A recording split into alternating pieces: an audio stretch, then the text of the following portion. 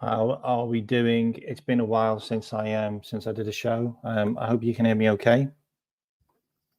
I had trouble with my subscription, so I had to cancel it. I couldn't seem to log in for some reason. I hope everyone's well. I wanted to do this show today, mainly because it's like kind of the mid-season now. We've spent a lot of time winning games. So we've got quite a lot of data to back what slot's all about now. Also, we've kind of got a lot of data to back up the players that we've got and the performance in some of the players this season. I also wanted to kind of cover Trent, Salah, slot, a couple of other intricacies around other players. I definitely wanted to talk about Canate. I definitely wanted to talk about Andy Robertson and also Darwin Núñez and Diaz. But I also wanted to give flowers to quite a number of our players as well over the season. This is a call-in show. I don't want to argue with people in a call-in show, but more than happy to chew the fat and talk about how you think we performed this season. And give people flowers when they're deserved. And if you do want to dig on some players, then this can be your platform as well. So I've actually got someone in the studio now. 2 seconds. Let me just switch this. I think I seen you on Grizz's show. Is it right? Yes. Yeah. How you doing, mate? How you doing? I'm good. How are you? Yeah, I'm good, mate. I'm good. I'm here to be positive. No negative. Well, only not negativity, mostly positivity. Because yeah, it's been a good time I think this whole season. Generally, I don't think there's been any negatives. It's just been because before the season, I think no one expected us to be here. I don't want to hear it. No one expected us to be, even I as well. I didn't expect us to be where we were, especially when the Zoom anything happened. I was like, yeah, we're not going to be in the tower race. I think we were, but it was just going to be like more of a drop off now, I would say. But well, Garenberg proved me wrong. I'll get onto him after. But it's just been a wonderful season. And listen, I'm just saying, FSG, you got a backstop this January, and we can win this league title because it's there. Like Chelsea don't. I think Chelsea will fall off, just because I just don't. I think their defense and goalkeeper just cost them. They're not good enough to win the league title for me, so I'm not concerned about Chelsea. Arsenal, I mean, if they're relying on corners every week, then they're not good enough. And City, I think they're just out of it. So we should win the league now, I would say, if you back. Why do you think Chelsea then? Why do you think Chelsea? What do you mean? Why do you think Chelsea are going to challenge? No, I don't think Chelsea are going to challenge that because I said their goalkeeper and defense are not going to. They don't. I think Chelsea will be right now the biggest threat, but not. They won't be there long term. I think they'll be more of a. They won't be there in May. I like that. They won't be end of the season. I think it'll be more. I don't know, man. I don't know who the reason I say Chelsea won't be a challenge, as in they won't be like as close as a City or an Arsenal in the past, is because the big teams they played, they've not got the points against. None of them. Yeah. They got beat by Man City at the start of the season. They didn't do well against Arsenal. They didn't do well against us. So they've already dropped a number of points against. They also drew against Man United as well, didn't they? Or did they get beat by Man United? They got beat by Man United. They drew with Man United. So the teams in the top half, the top quarter, they haven't. I mean, obviously they beat Tottenham, but Tottenham should have been 3-0 up in the first 15 minutes, which is quite frightening, and that scares me a little bit about the weekend. To be fair, because they are quite frightening. I'm quite confident for the weekend, but it's what it is. We should beat Tottenham realistically. If we have to beat Tottenham, like that game's a must-win. We dropped 2 points. Fair point. That's a fair point. They basically had a week's rest in every single They have two teams in a way. They have one team in the Conference League, which is easy to win the Conference League. They just can rotate and still win the Conference League. That's how. That's an interesting stat, actually. Well, I'll tell you an interesting stat. Caicedo's played about 22 games this season, like as in games. Yeah. We've got Gravenberch who's on about 30, 32 now, like all games, like, you know what I mean? That's so, what I mean, yeah. Because they're not playing their full team all the time. Yeah. We're the Champions League, so we kind of have to. Yep.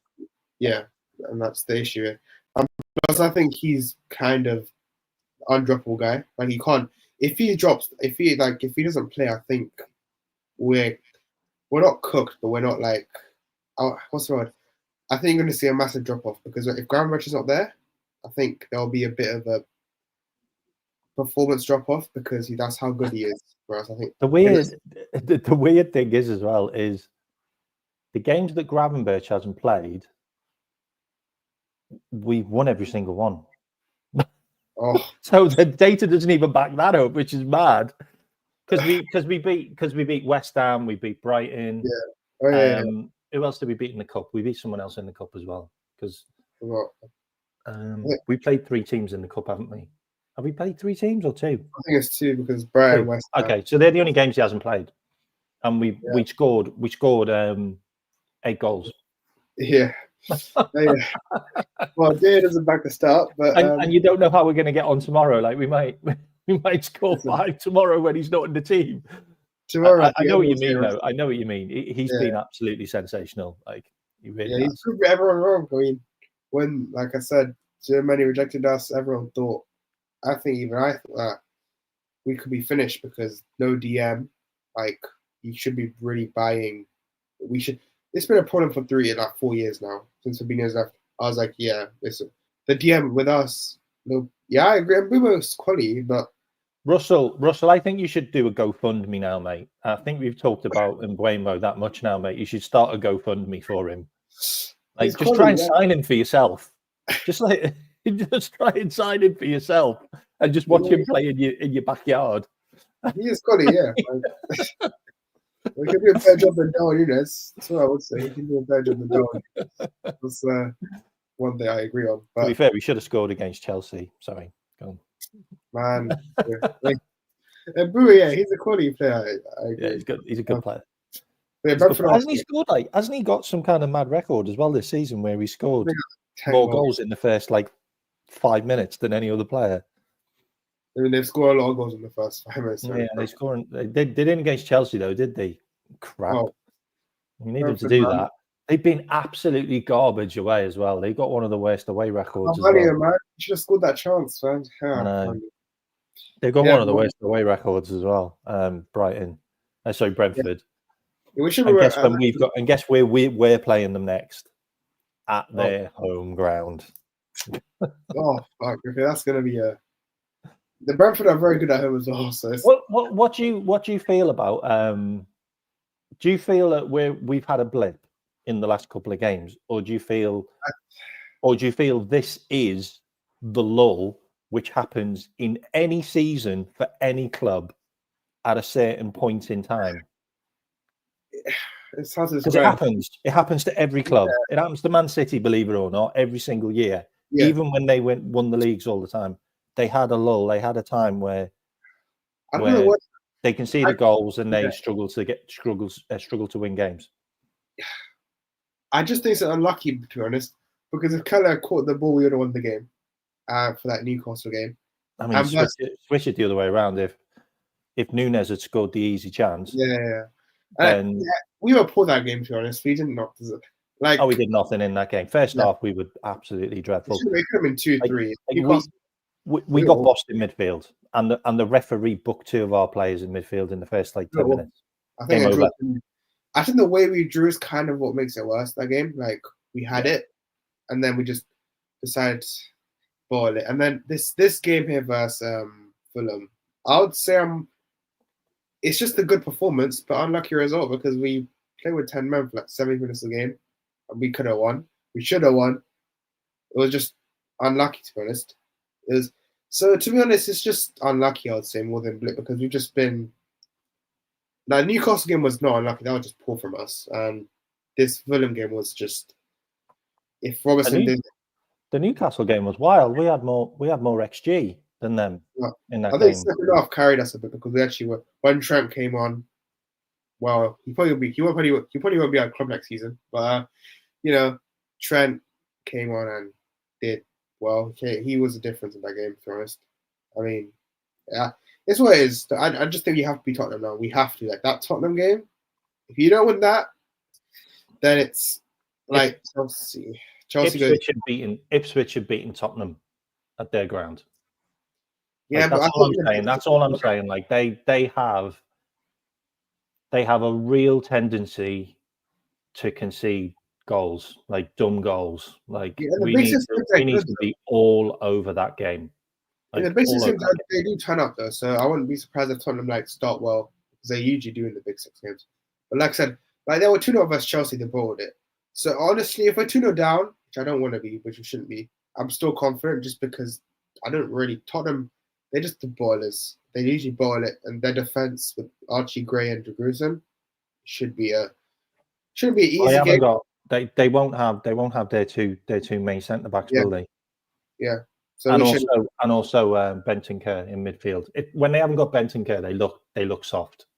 We should win. Our midfield is better. Our defense, well, we probably actually is still better, but we missed Kanai massively. We've missed him last couple of games. Don't say that, James, because we don't get penalties. Oh yeah, we genuinely don't. Like, I'm going to give you a mad stat, James. Okay. Oh no. We've only had 2 penalties given from VAR since 2019. We're just getting robbed every year.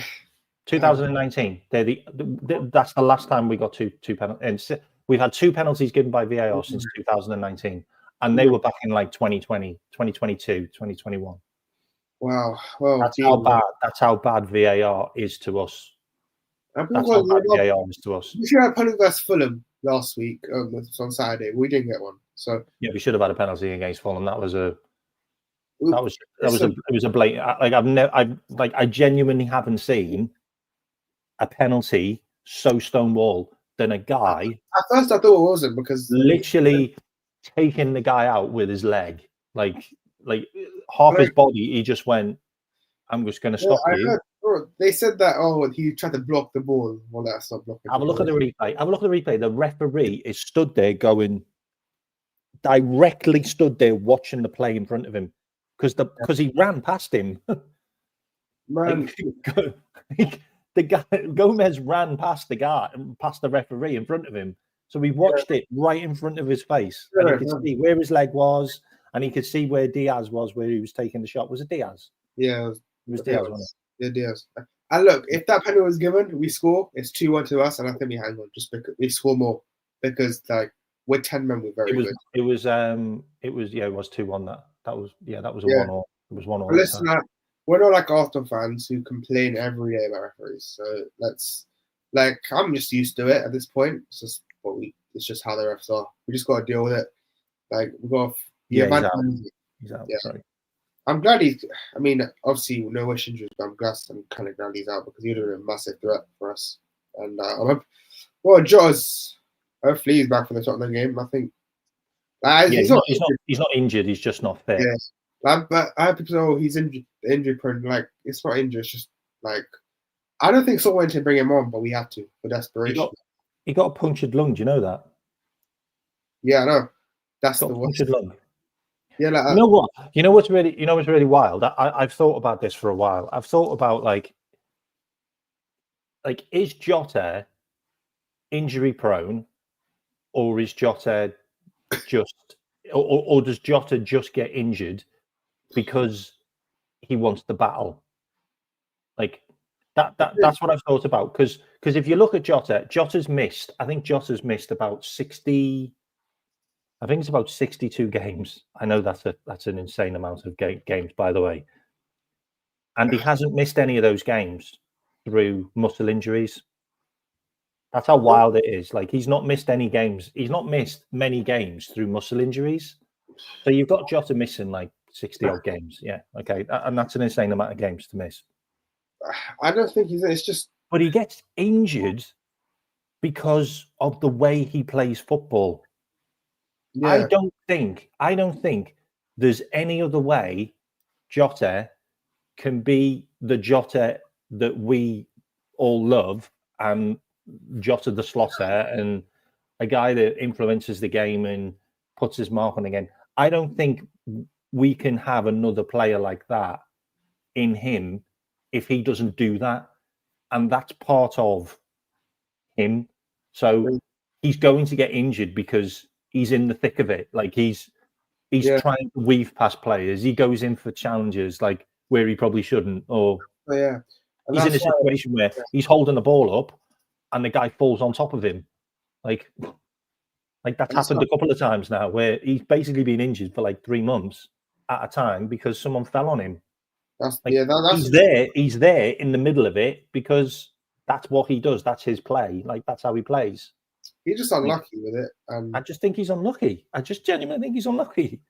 I still think we need a striker because a certain number 9 is not good enough for this club. I don't think. we can talk all day about him if you want. Honestly, like the thing about that Liverpool FC TV is they've got rid of Coote and they've replaced him with somebody else.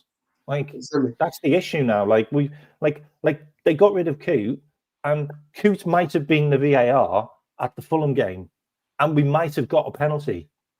Like Coote does give penalties. Like Coote has given decisions for us, but we got Stuart Atwell, and Stuart Atwell's the guy who didn't give the Doku foul on McAllister last season.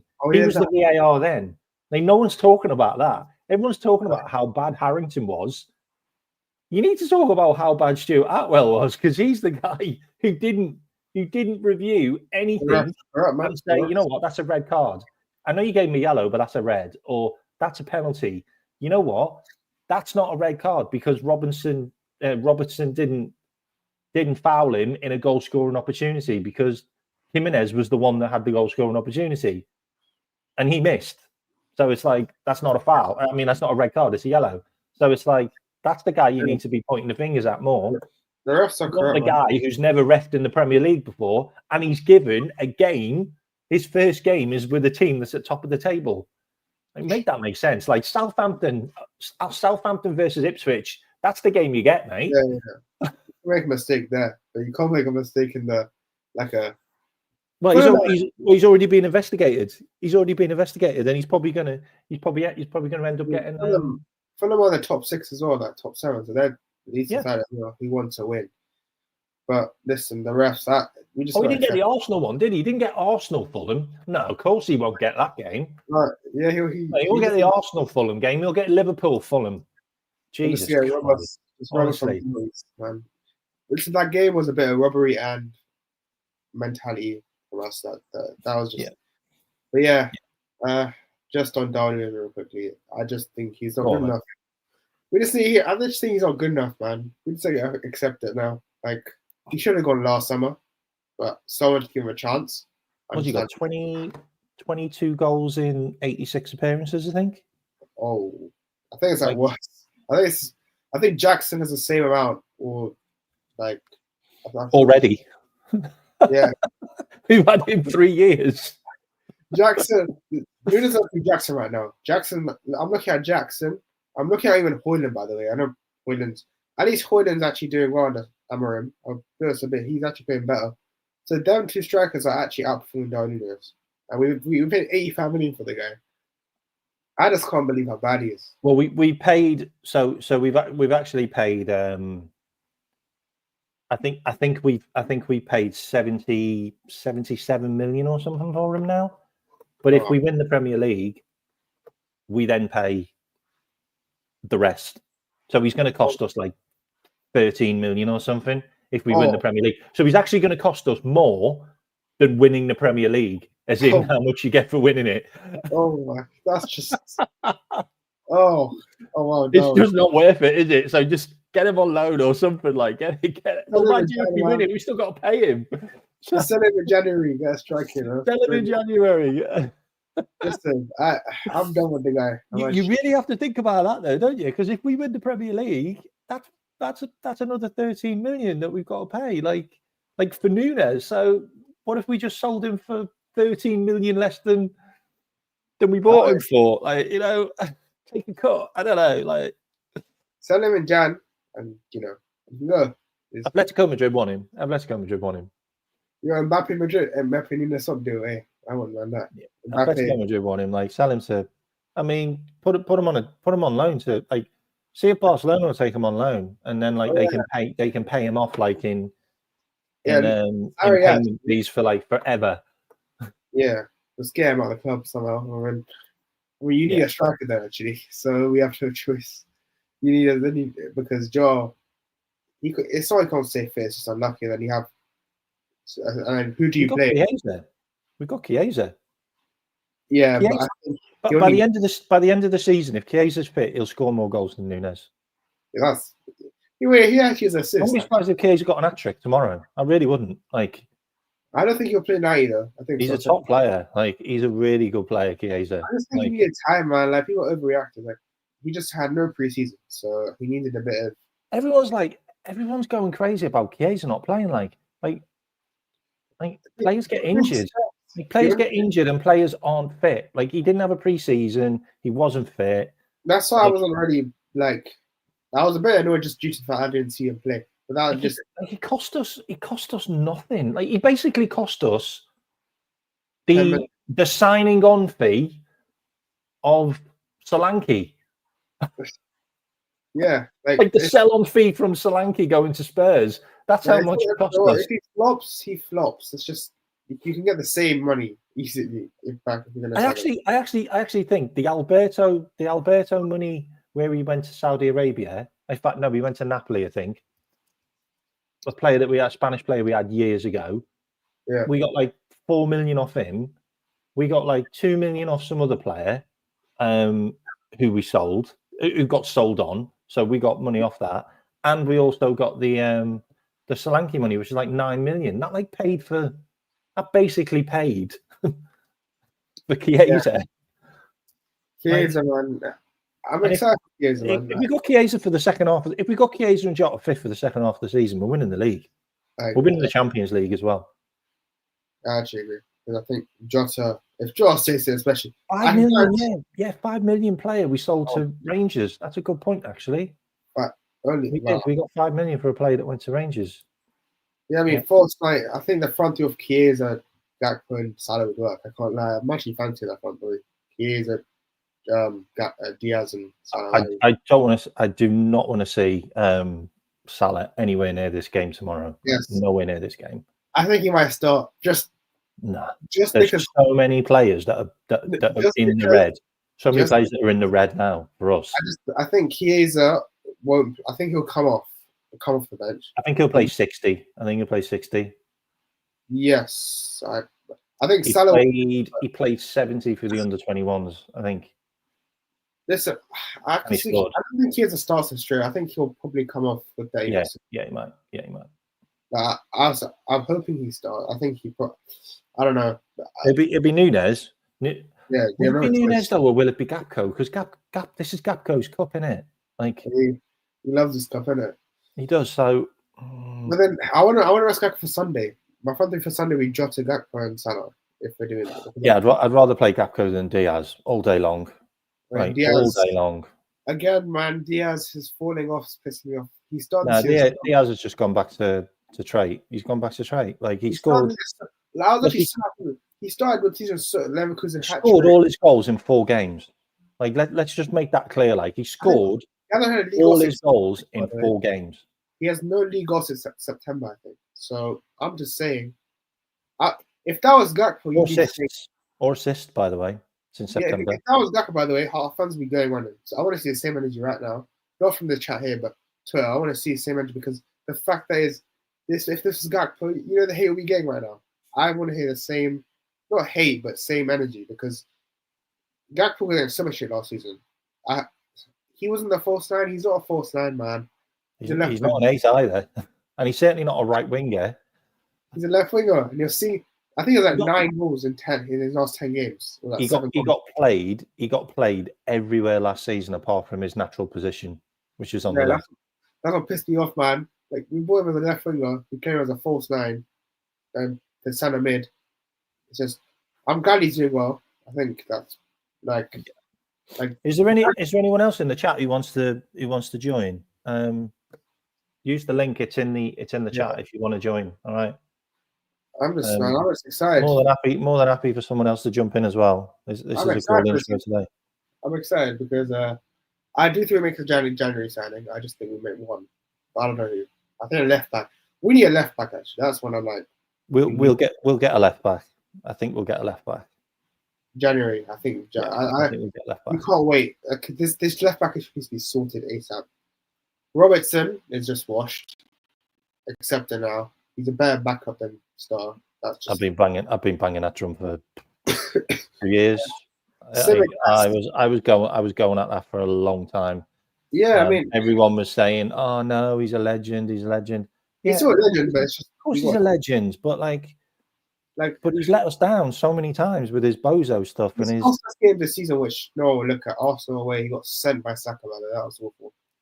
Costas really West Madrid, by the way. Madrid, if they got an equaliser, I wouldn't be surprised if he lost Madrid that game just because of Madrid momentum. That would have been a different game. Yeah, would have been a different game. Keller saved us because if he didn't, I think we would have lost. I can't lie. I'm not saying because the fact that Madrid usually with momentum, they're very dangerous. So it's it would have been a more open game if they'd have scored the penalty, and also you've got a case of Mbappe's got more confidence then because he scored. Yeah. Even though it's a penalty, it's still confidence, and then you don't know where that could have gone. I'm hoping Simicast will be, if we don't sign left back in Jan, which I think we will. If we don't, it's worst case scenario. You're starting Simicast left back because I'd rather Simicast at this point. We will sign a left back in January. I think Kirk has been very highly linked. I think Kirkez could be it. I think it could be. There's a lot of there was rumours about Dominic Szoboszlai actually letting slip. Kirkez was coming. Oh, yeah. He just my guy just hinted the rumour, bro. Yeah. So I think that might be something. If he says out loud, surely is like he surely is confident then if he's leaking it. Then. Also, Jamie Carragher's talking about him now. That's a bit random. Why would Jamie Carragher be talking about Kirkez? There's something going on here. And you've also got the links to Richard Hughes. Like Richard Hughes is the guy that signed him. Like when he was the when he was the director of football. And you also have to look at the fact that Arne Slot wanted him when he was at AZ. But he came in after he left. So they kind of missed each other, but he was a guy that he asked them to sign, but he didn't sign him when he was there. They signed him afterwards from AC Milan. I mean, it's an interesting one with Kirkez as well because everyone talks about they all talk about his attacking, his defensive. But he's just a really good defender, and that's naturally what Slot wants. Slot doesn't want the weird thing is I was actually on Grizz's show before just chatting in the chat and the weird thing is 2 of our weakest points in our team this season and probably last year as well to be fair and maybe the year before definitely under Linders and definitely under Slot. 2 of our weakest areas is our left back and right back. And they were a couple of years ago. I'd say right back's not been the best left back and right back in the world. I still think they were. They you couldn't say 3-4 years ago that Robbo wasn't the best left back and Trent wasn't the best right back. Come on, Trent's the best right back in the world. Come on. No, it's not. Oh my. Okay, look, I know we hit the guy, but come on. No, it's not. Who's better? No. Don't say Kiwi. Who's better? Who's better than Trent? Carvalho's better than Trent. Oh no, you're saying Carvalho. Okay. Carvalho's better than Trent. Easily better than Trent. Okay, look, I know Trent's going to be the magician next season, but if we're taking our hate, I don't. I look. serious question, okay? And I'll say this to the chat as well. And you can come on and have this conversation with me. Everybody seems to think we have the best right back in the world. We do. Who's trying to sign him? Madrid. Where are all the clubs? Where are all these clubs lining up? Where are all of these people trying to get Trent on a free transfer? Name them all. Name all these clubs. Name them all. Because you haven't got PSG, you haven't got Bayern Munich, you haven't got any of the Italian clubs. Barcelona aren't interested. Real Madrid only want him because he's free. No. Real Madrid have even said that they would not pay for him. They wouldn't be interested in Trent. They would not be interested in Trent unless he was free. Let's in the context here, okay? If we look at Italian clubs already have a right back in their club, so they don't need Trent right now. Real Madrid need Trent. Everybody needs a Trent, apparently, because he's the best right back in the world. If he's the best right back in the world, everybody needs him. Trent's going to reject most teams in the world except Real Madrid. So if he's the best right back in the world, every single team would sign him. Every single team. Okay. Let me ask you this question. Oh. If Trent is so good, if Trent is so good and he is the best right back in the world, why isn't Pep Guardiola tried for him? Because he's not going to Man City. He's never going to snake us like that. He's not going to go Man City. Money's money, mate. Money's money. Trent turned 3 contracts down because he wants 350 grand a week. Apparently he rejected 250k a week. he's rejected 270 apparently. Yeah, I'm not saying insane. That makes him the fourth. That makes him the fourth highest paid English player in the Premier League, and he's a right back. And let's take our hit out for Trent right now with a contract. I'm not hating. I'm asking the question. If this guy is the best in the world, and he has been for years and years, where are all the clubs lining up for him right now to take him on a free transfer in 6 months' time? There are zero. There are zero clubs lining up for him. There's many. Why is that? That's the question. There's many clubs, but they just can't. Why isn't Xabi Alonso? Why isn't Xabi Alonso at the door for him? Yeah, Frimpong. Why would they need Trent? Oh, so Frimpong's better than Trent then? Oh, is that what you're saying now? Oh, okay. Okay. Oh, okay. So Frimpong's better than Trent. Okay. No. Okay. Can we have a conversation here? Okay. Arsenal. Have Arsenal got a good right back? Who's their right back? In our tier system, he would not work. Who's the right back? He should work in every system. Trent's the best right back in the world. Okay. Trent's not going to snake us out from another English club, so we can rule out English right now. English club. He's not going to snake us out for that. But that's where the money is. He's not going to get money anywhere else. Real Madrid are right there. Okay. Question. Oh. Why hasn't any Saudi club come in with a crazy He's not going to go Saudi. He's not that type of. He's 25. So he won't go Saudi. He's still in his prime. But he wants 350 grand a week. He's not going to get it at Real Madrid. He will. He won't get it at Real Madrid. Real Madrid have already came out. Have a look at it. Real Madrid have already came out and said if they sign Trent on a free transfer, he will be a tier 2 player at the club. No, what? No. Maximum 175 grand a week he'll be paid. Wait, what source? Google it. You think I'm making it up? Who said? What source said that? Tell me. Who also said Revelo. Revelo, I think they're called. Really reputable media. Okay, yeah, I've heard of them. They're reliable. Okay. Yeah. 175. 175 he'll get at Real Madrid. Let me rebuttal that. Okay. So, who's been the best right back in the past 7 years? Simple question. Who's been the best right back in the last 6-7 years? Look, Trent has been the world's best right back in the past. He still is. But he hasn't been in the last 3 years. Oh, come on. Only one bad year he's had in the last 3 or 4 years. No, he's had a couple of horrible seasons. When? Okay, what? Let's. I mean. Look. Let's be honest. Trent started to regress when he started to go inverted, but that's not his fault.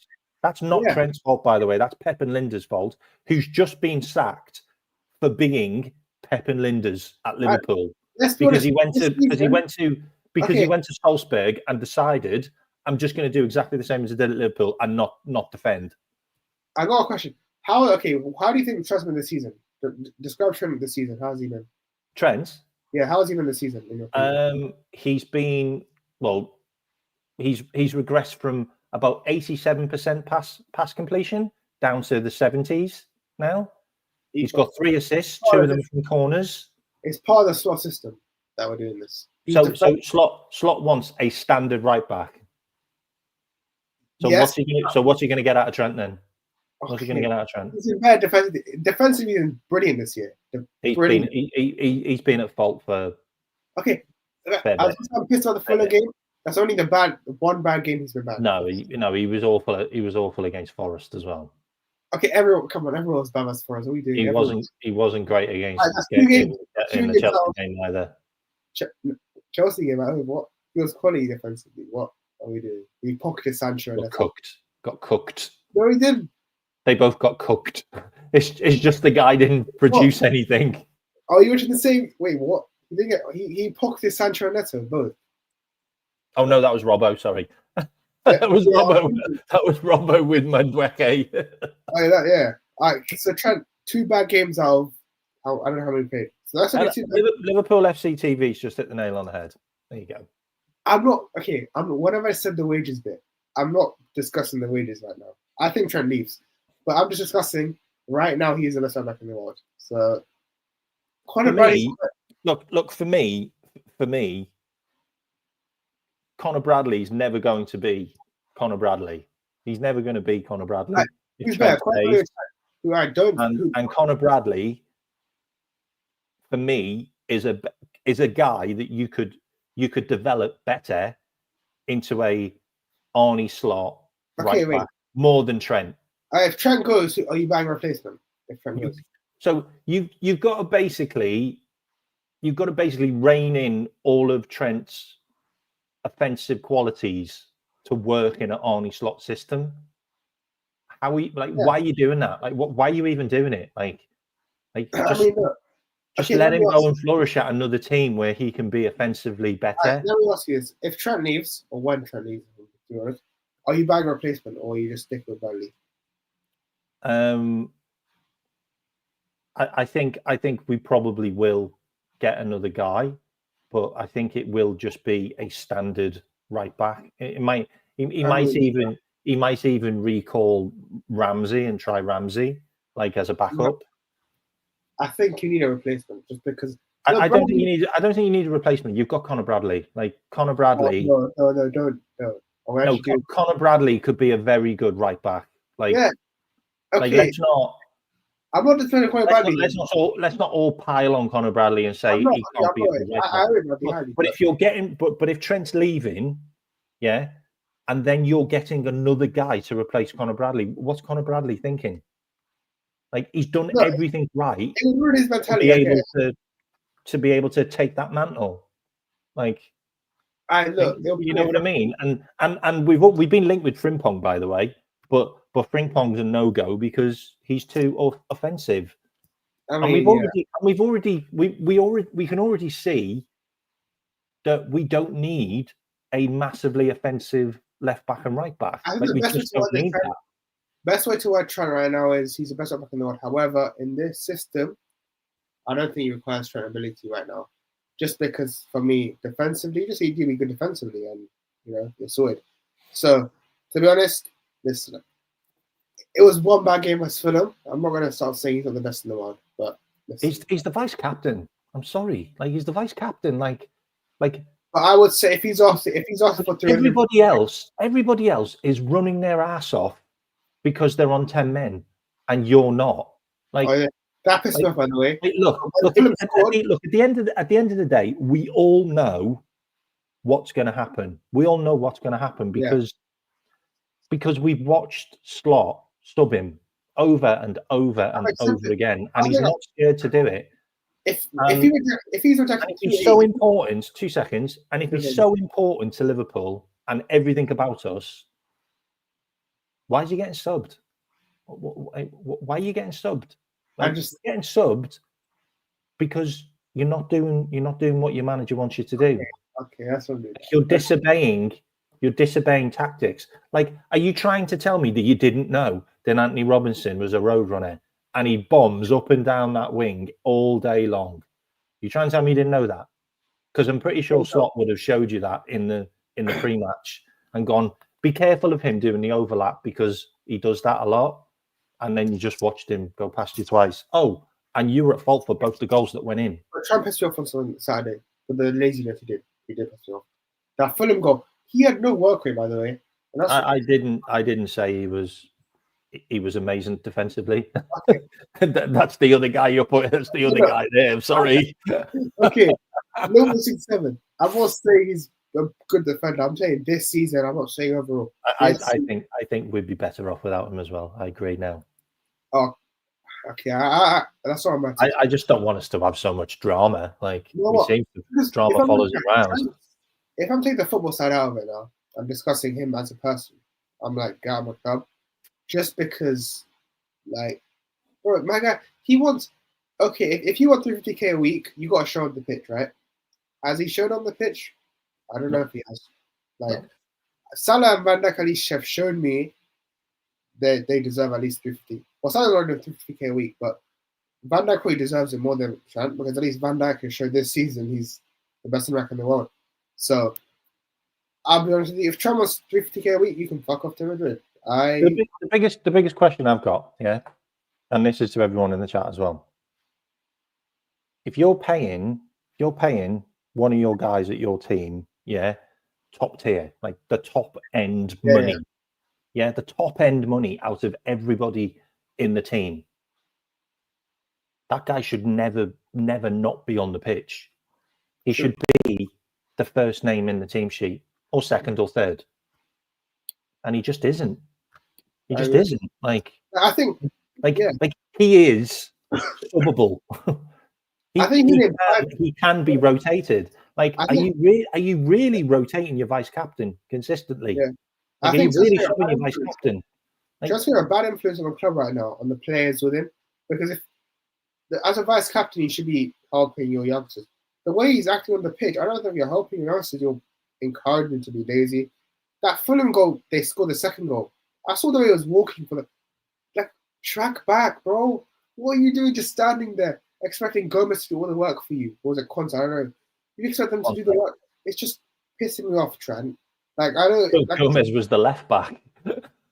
Like, Gomez was showing more worth, I think, than Trent. And that's match to say Gomez, by the way.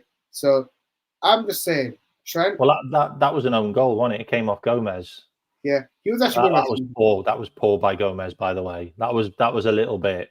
Yeah, he was good. He was actually. The ball came off the inside of your leg and went in. Like, his back heel wasn't going in, by the way. Yeah. If you look at the back heel that went in, it only went in because it came off you, Gomez, because you were doing gangly legs on the line like this.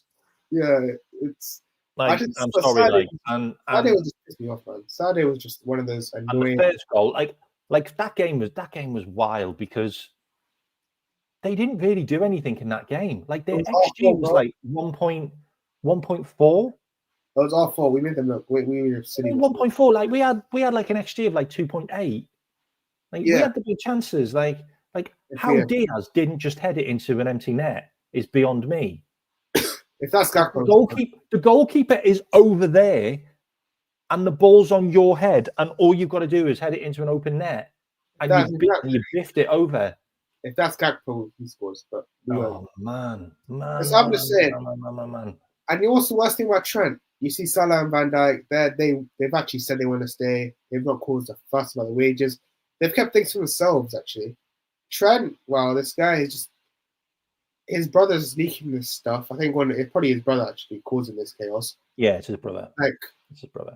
He's rejecting above. He's probably going to reject 350k knowing the guy because he thinks he's too arrogant. I just think Trent's arrogant. He thinks he's the best in the world. Best right back in the world. He probably is. But into the player, he's not. I don't think he's. I can name 5 more important players than Trent in our team. Like, I think Salah's more crucial. Van Dijk's more crucial. Gravenberch is more crucial. I think Canate is more crucial. The last 2 games, I think we've conceded 8 goals. I think was it? Yeah, 8 goals we conceded without him in the team. So Canate's huge. It's an interesting one that you talk about that as well, because I'd looked into that, and teams now go down the right hand side 25% more now that Konate's missing than before, where they used to go down the left. Does Kanai? So they're not going down the left anymore; they're going down the right. Does Kanai carry Van Trent? I'm just saying. He's carried him for so long. He's carried him for so long. Because I'll be honest with you, he's been a beast at the back, but I feel bad for the guy because he has two jobs. He has to defend, obviously, his role and the Trent side. And look, Trent on Saturday pushed the limit, and now a lot of fans realizing him at his annoyance. I think his head is Madrid. His head wants Madrid. It's simple. I'm looking at him. He's going on a free, you know that, don't you? Yeah. He's going on a free. They're not paying any money for him. Yeah, and listen, he's a snake if he leaves on the free. And listen, I don't care. I really don't care. Like he's given us a long time out of his career, and he didn't cost us a penny, and he's won us trophies, and I can't complain. Like if a player wants to leave on a free transfer, and the club's at fault for not actually renewing his contract earlier, then so be it. Like I've got another question as well. Like, what do we do with Robbo? Like, does Robbo stay? I think and Robbo's he leaves on a free because his contract ends next year as well. I think Robson will leave on a free. I think Robson will leave on a free just because there's no point doing a new deal. Robertson looks washed, so you may as well. I think look, a lot of controversy is so solved. I think they're going to be solved. I think Van Dijk, Salah stay. I think Kanai gets it. I think Kanai is close. I don't think anyone's going to buy him. I'm sorry. That's the point. I think that's why he's going to leave. I just don't think we're going to sell him because I don't think anyone wants him. Like there's never been any talk about Robbo going. I think he might leave on a free, and then the swimmer wants to go to him. But just because there's no point extending it. Because you're probably 2 years, he's quite old still. So his contract runs out not July this year, July next year. Yeah. Same with Keller. Same with Konate. I think Konate is close to extending anyway, so that should be done. Yeah, Konate will be signing a new deal soon. But Keller, I think, will leave this summer just because Rajashvili and Alisson are two options, and Keller has probably going to go. So, does anybody else in the chat want to jump in? The links in the links in the the links in the top of the chat if you want to jump in. I see lots of people on here, but do you want to jump in? Just jump in to call-in show. What else do I want to talk? Okay. So what do you think about Diaz then? Because Diaz is Diaz has now turned down a new contract because we've offered 125 and he wants 150, same as Jota and Nunes. I think he doesn't warrant it. He's still got 2.5 years left on his deal. I still think he got to do more this season for me to play that much. Listen, I don't know. I think that's 5 goals in the season, and I want from Diaz at least 15 GA, 20 GA this year, and I think he'll probably get that. But listen, he got to step it up, man. I can't lie. In the league, he got to step it up because he's not had league goals since September. So he scored. So the last goals he scored a hat trick, and that's it against Bayer Leverkusen. Yeah, last time he scored. And he's played in that position 4 times since, and he's not scored or assisted.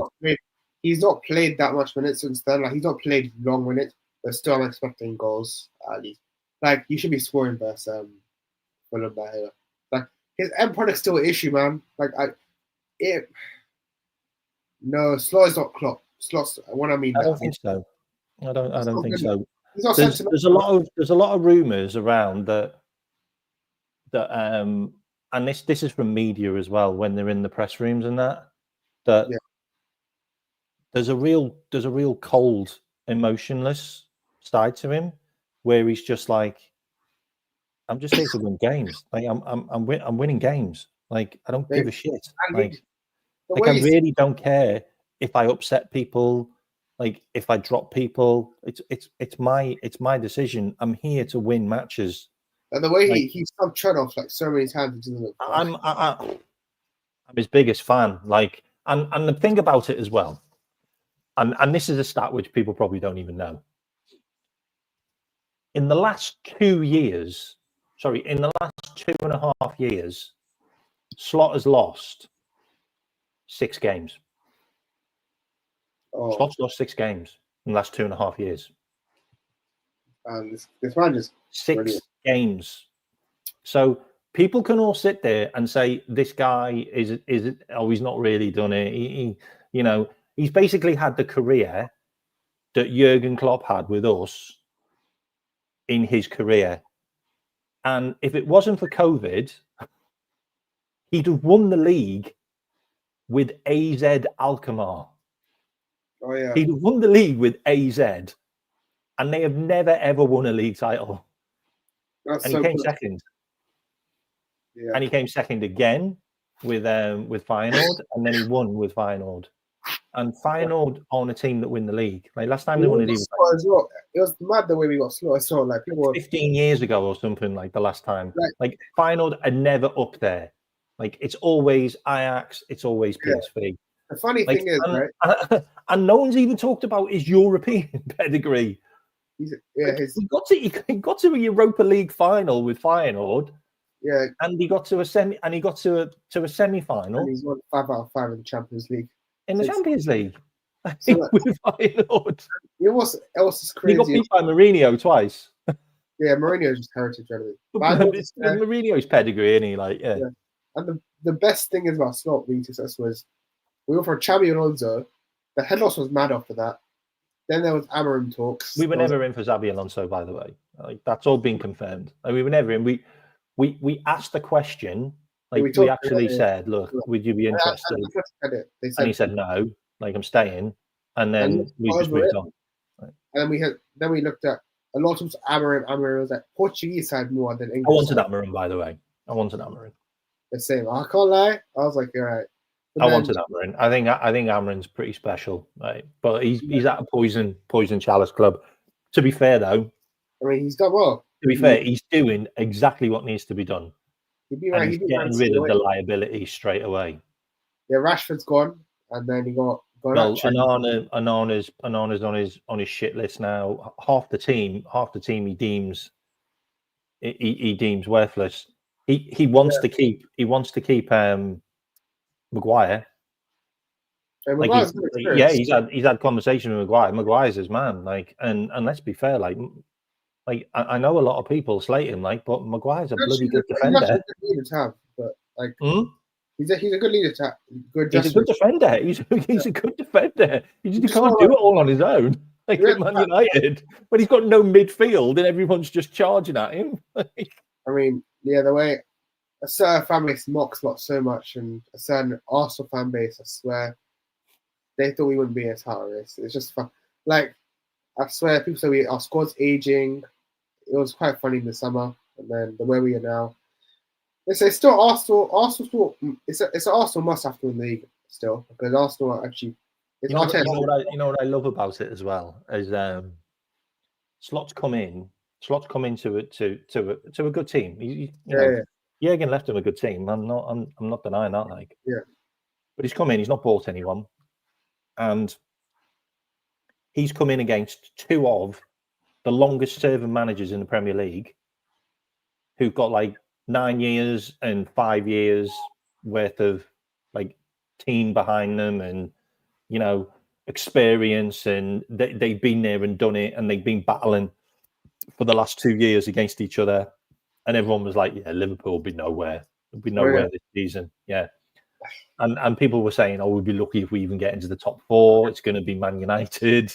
It's going to be Chelsea," and our guys just come in and gone. Yeah, no. Yeah, it's mine. That's what I tell me. Watch us from afar. And literally, the way Slot managed Fulham that Fulham game, they don't need to make any subs. They don't even need to go defensive like Arteta. He went literally. Arteta is defensive right after getting a red card. Slot's like, all right, I want to win the game. So he put Groundwork centre back.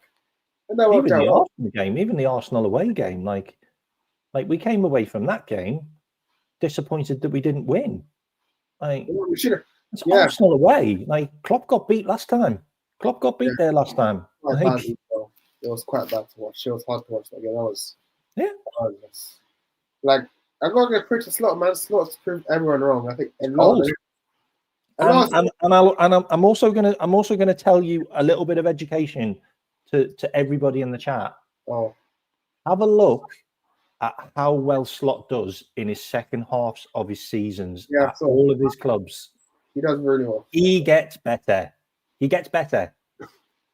I mean, he gets better. He doesn't regress. He doesn't decline. His team gets better. And if you look at every single game this season, when have we looked better in the game? Second half. In the second half.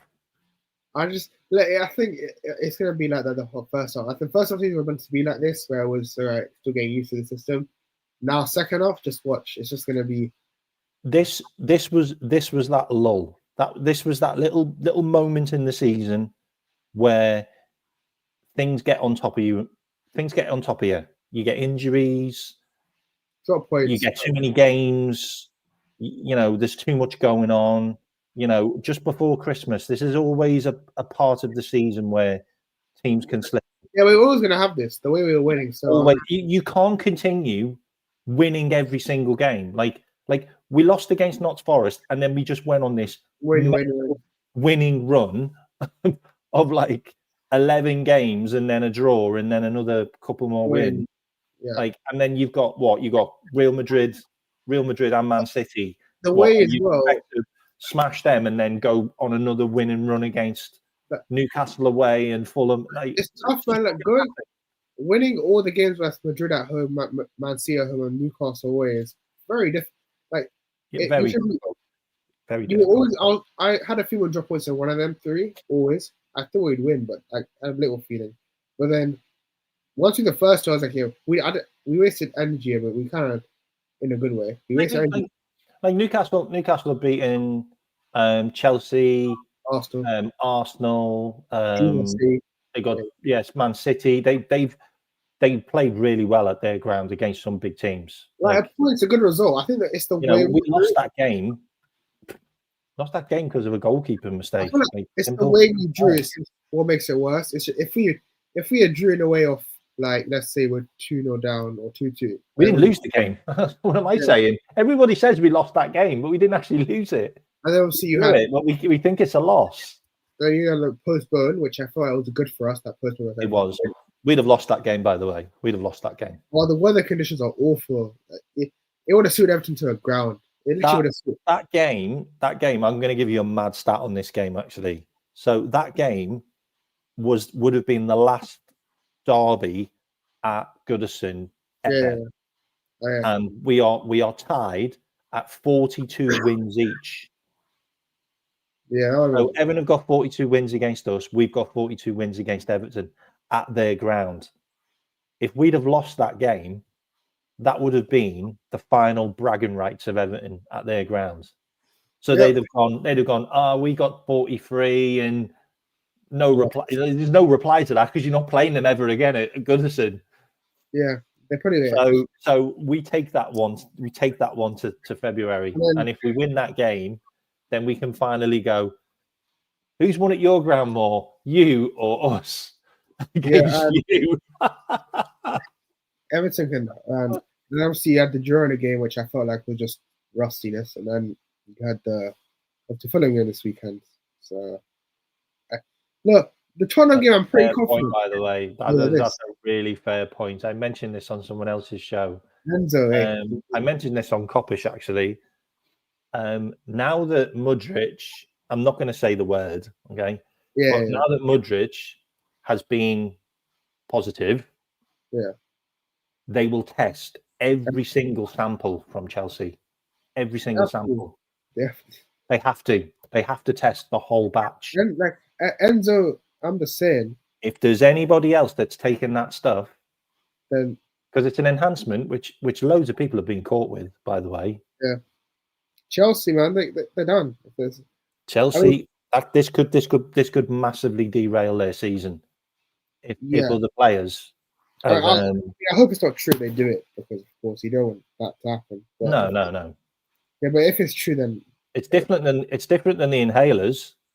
Yeah, because they make you play like extra, like they make it look better most of the time. I mean, there's one player that I think that might have, because he's playing absolutely insane. Is Caicedo. Honestly, like the Tottenham game as well. By the way, I feel like that Tottenham game. If we get to the second half, 0-0, I'm still pretty confident. Just keep it tight for the first 15 minutes, and we'll win. Tottenham will, like, they're gonna run like it's a cup final in the first 15 minutes. I'm guaranteeing that bit. They always do. Okay, the big six sides here. So like that Liverpool 6-7 that comment. If we turn up in the second half, it's gonna be too late. They come out like So look, you just gotta keep it. If it 1-0 down is fine. Just don't go 2-0 down. I know it should do a comeback and all, but you want to keep it 0-0 or go for the kill actually. It's that first half. So listen, just get a second half because Tottenham play shit second half. They are shit. So listen. So who do you think will play that game then? Because we're going to be resting loads. Yeah, and I love the fact that Slot has come out and said, my priority is the Premier League and the Champions League, which should have been Jurgen's priority a long time ago. Yeah, but we wouldn't go there. But he should have. Because we'd have won the double, but not the shit double. Yeah. Listen, I like Salah. Sauce mentality's mad. So I hated that. Like everybody, I've been slated so many times because they're like, "Oh, why don't you want us to win everything?" Because you can't. Because nobody's ever done it. You can't do it. No one's ever done it. You can't do it. We have the squad for it. So I'm just saying, I'm glad. So the team for Tottenham, this is probably Alisson in goal, obviously. Trent, because you have no one else. We haven't got anyone else. Van Dijk, Gomez, because Kanai's not. We haven't got anyone else. Oh, left back. I think Robertson's back because he's. Yeah, Robbo's back because we haven't got anyone else. Oh my god! Oh, this is bad. Midfield is quite. I'd say quite easy. Graham Birch, McAllister, and Szoboszlai. Well, even if it's Jones or Szoboszlai, either one of them two, I don't mind. I'm playing Sobo, but if you choice Jones. Front three. Now this is where it gets tough. This is the tough bit. Jota, Gakpo, Salah's my front three. But I wouldn't be surprised if it's Diaz, Gakpo, Salah again, just because Jota may not start this game. But I'm hoping Jota starts. I'm praying because I don't want to see the front three works, but I think he'll be off the bench. I think Jota will be off the bench. You know, I want to choose this game as well. I can't lie. I don't want to just sit this game, but if Jota's not fit enough for this game, I don't think he'll rush him back. I don't think he'll want to play him from the start. Depends how many minutes he gets first. Southampton. I think if he gets 30 minutes, I'm telling you, like if we can utilize Jota, I said this at the start of the season, by the way, on Jamie's show. If we like I literally said on Jamie's show, if I was Slot, I would literally play Jota. He scores a goal and you sub him. Like that's it. Like, literally, he scores a goal, we go 1-0 up. Just take Jota off. Like you've got your goal. Jota's had massive influence in the game. Take him off, then you're not risking him of injury, and then play the rest of the game. Like I was sat there going, look, if we can get 50% of a season's worth of play out of Jota, I think that is a huge achievement, and we do that by playing Jota for parts of games, like the last 15 minutes. If we need a goal, the first 15 minutes when we need to score. Like you utilize Jota like that because he can get injured at any time because he's in the thick of it. Like, and it's just unfortunate. And look what happened. Hello, mate. I don't know why he dropped off. I didn't kick him out. Oh. Well. Oh, he's gone. Okay. How you doing, mate? No worries. How you doing? I'm all right, mate. I'm all right. Yeah, I saw you had a call-in show, and also a bugger, mate. Like it wouldn't let me log in. Like, really? Because I cancelled my membership. Oh, I'm saying renew your membership. I'm like, I don't want to renew membership. Like, I just want to use like the stream bit that I've used before. Right, so I had to right. Cancel it and restart it.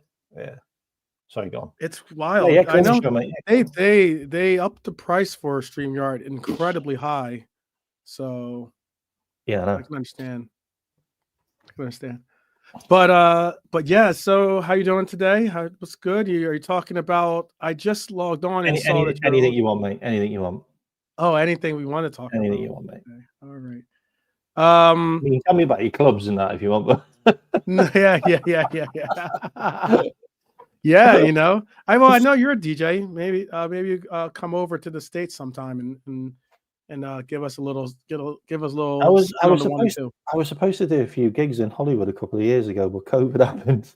Oh, really? I had not in Hollywood, in Las Vegas. I had a couple of overseas gigs booked in Las Vegas. Hang on, I've got Brian on as well. 2 seconds. Are you free to tell which venues they were, or is it? No. I never got to a stage where I knew where the venues were, but Okay. But the promoters were sorting them out. Are you on, Brian, as well? Yeah, we just finished a stream not too long ago. Not in your studio. No. Yeah, hang on. I'm in the background. Yeah, let me try and sort this out because I haven't got a layout for 3 people. Yeah, hang on. You're back. You canceled your membership, and then they dropped you back to all the basics. I've got you there, Brian, but let me move me into there. Yeah, you gotta do the. Yeah. No, I can't. We can just sit here while I sort it out. Go on. Yeah, let me sort this out. Okay. Okay, there's me. Can everyone see this? Yep, all good. Yeah, Very unprofessional. No doubt. Okay, let me just whack these there next to me. I think that works. Just make me a bit smaller. I do have a question while you're working it out. Then I'll start it off so we don't have much. So it's not dead air. Are you part of the group that is basically calling out Trent Alexander-Arnold as being rubbish? No. Okay. No, no. Okay, so the Trent thing. Look. Because Trent now is part of Scapegoat FC now. I just want to make sure. Is it? Oh, okay. Well, yeah. the contract stuff does wind me up a bit, if I'm completely honest. Yeah, I'm not even talking about the contracts or with any of the players. I'm not talking. I'm just talking about his play on the pitch.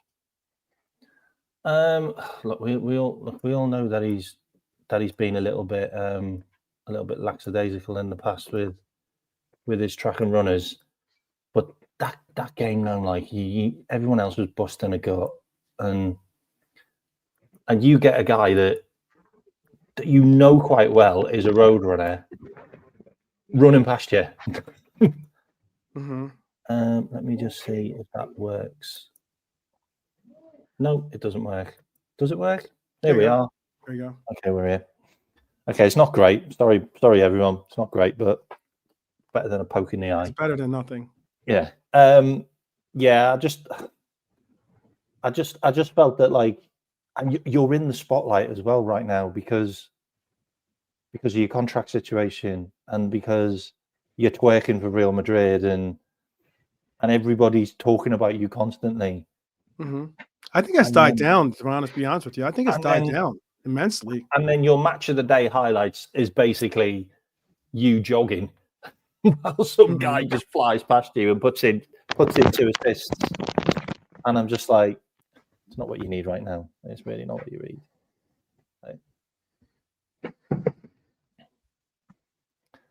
He's not crap. But he needs to be a conventional right back. And I don't think he's going to be that player for Slot. Unless Slot. Look, the biggest question for me, okay, I'm serious. Okay, serious. And Brian, chip in with this as well, mate. Yeah. Do you think it's easier to get a 21-year-old Conor Bradley to understand instructions and become a more defensive-minded right back than Trent, who's a 26-year-old who all he's done in his career has been offensive-minded, like massively offensive-minded, always forward first, not backwards first. What's easier for Slot to get that out of Bradley and for Bradley to then become that incredible defensive, strong, hard tackling, but also athletic type of player from a 21-year-old all the way up to 26, Trent's age, or Trent to reel all of that offensiveness back and be more defensive and not be able to do that because that's not what you're asked to do from 26 up until your 30s. That's the question. Well, with that said, but aren't you aren't if I could just chime in real quick. Oh, go. I think what you've done is answer your own question in that you're talking about a player that's asked to commit himself forward, actually so much so because his talents are exceptional in the offensive end of the pitch, or his offensive talents are so exceptional, period, that you be doing a disservice in trying to say, hey, just stick back and play defense, or hey, just focus in on being a Kyle Walker-esque style, because I know Kyle Walker gets all the praise because he's a quote unquote defensive-minded right back. See how much that's working out for him this season, but because he is just that, a defensive-minded fullback, yet the air of that fullback that you're speaking on doesn't really exist. It doesn't really exist in any league, whether it's the Premier League, Italy, whether it's in Spain, whether it's even in Germany, even in France. It doesn't exist. Now, I'm not saying that there aren't fullbacks that know how to play defense, absolutely, but what I am saying is the hybrid of that, the evolution of that role is because of players like Trent Alexander-Arnold. And you now asking him to basically dial it back to a version of himself that we're is not not what to do that. We're not asking him to do that. His manager is. His manager's asking him to do that, not us. Yeah. Sorry, go on, Brian. Yeah, no, this is something we spoke on earlier on, and I said, it's exactly the word you used, Kev, earlier on, lackadaisical. And I said, has he been caught out the back post? Has he lost concentration? Yeah, he has, because his instinct is not defensive. His instincts are as an attacking player, which in this modern day and age, this modern world, you have to be as good at going forward as you are at the back. Now that's a different scenario. I always used to say something about Trent. It's like a little kind of catchphrase or whatever. I said, Trent is a problem, but he's also a solution, right? Because when you got someone like him, you have to get him into your team. He's that good. But then putting him in a team means you also have to kind of compensate for things. So it was always like such a super, it's like, wow, you've got this incredible player. You have to kind of build something around him. I think what Slot did was he came in, and to my mind only, with what he was doing, he was building for life without Trent in terms of how we play with a right back. It's like, I have this incredible player, but all I'm asking my right back to do is right back things. Nobody can replace Trent because he's an absolute one-off. So I'm not going to ask somebody who, if we lose Trent, he's just looking at how we would play with just an out-and-out right back. If that guy is Trent, awesome, happy days. You get the odd Rick from him, but like I said, risk reward. The guy going forward is the best in the world probably, but you also have to kind of balance it up. So I always thought like Slot was just looking at it going, this is what I need to do. I can't build a team around this one guy, which is what we were doing a little bit too much, in my opinion. But the guy out there right now, he's trying to do what he can do to be better defensively, which tells you he knows he wasn't all that. But like K-Mac, the guy is basically a converted attacker. He's a deep line midfielder. He's a winger at right back. All of those things. So asking him 100% what you're saying is, you ask Trent to become a defender now. He can become a better defender, but can you ask him to stop being Trent? Why the hell would you ask Trent to stop being Trent? Exactly. Why the fuck would you do that? So what do we do then? Why would you do that? I know, it's great. Like I said, he's a solution and he's a problem. The crazy thing is, I said this at the end of last season. I said, Slot's biggest problem is Trent. It's his biggest problem at Liverpool is Trent. how does he get Trent into the team? How does he stop Trent from letting the team down because he's out of position? How does he get Konate to not break his legs in backing up Trent consistently? And I felt like he really came up with a solution, which is Gravenberch, because Gravenberch has been so key to that triangle of Trent, Konate, and Gravenberch, and it's worked really well. But now we've lost Konate, everything is out in the open again, and every team's doing 25% more attacking down the right hand side,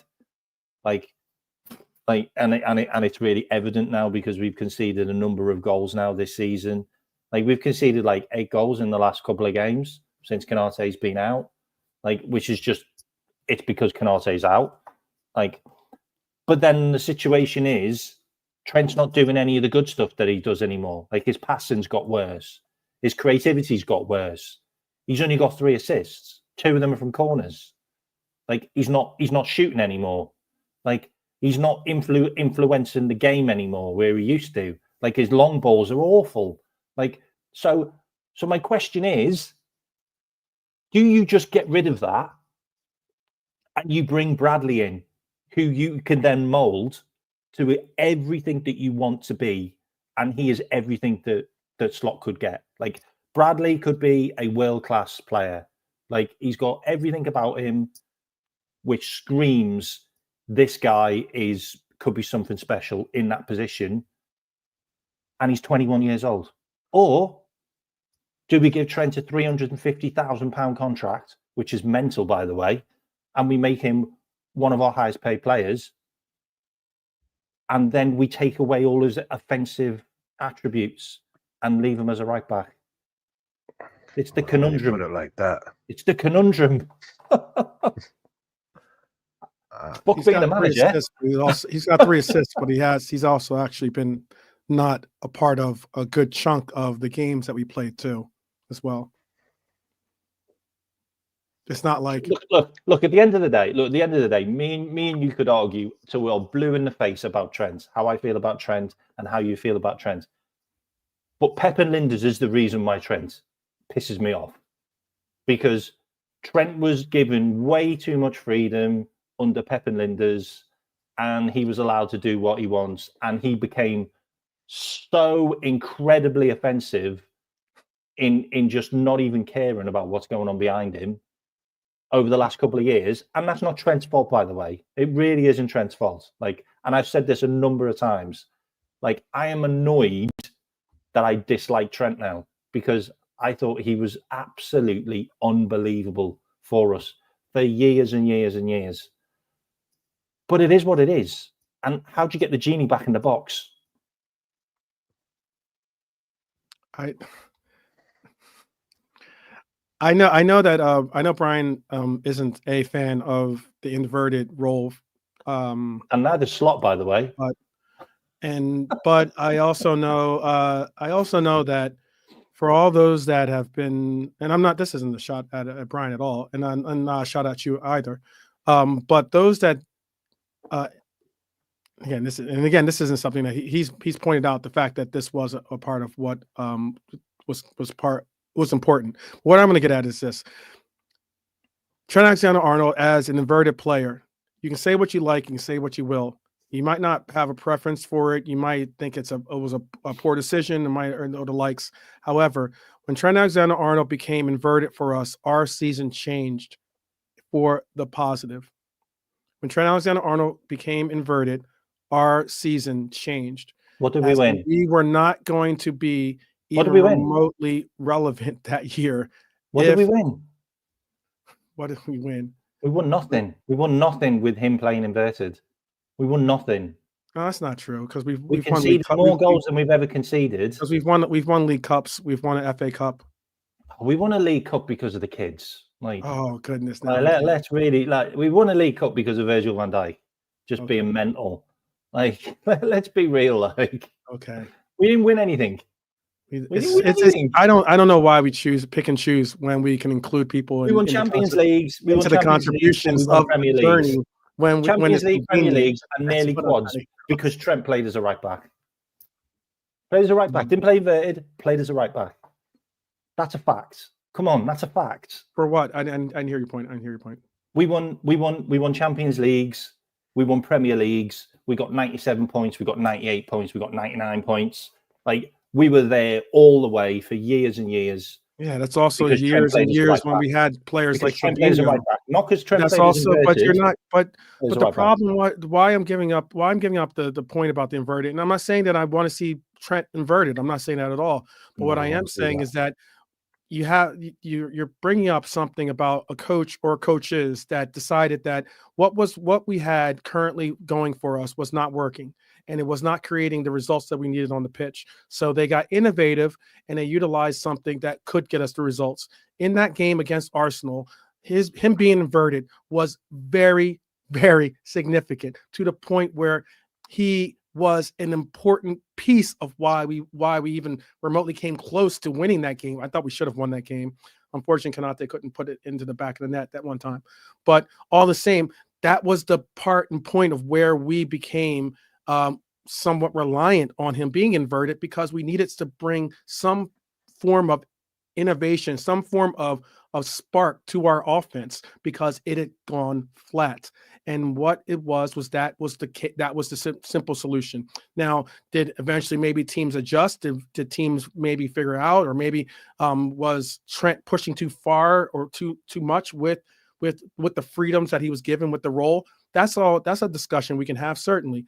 But I will say that as Trent got into that inverted role, that was a monumental part of our season that year that marked a difference in our year, period. You can't, if you want to talk about facts, that's a fact.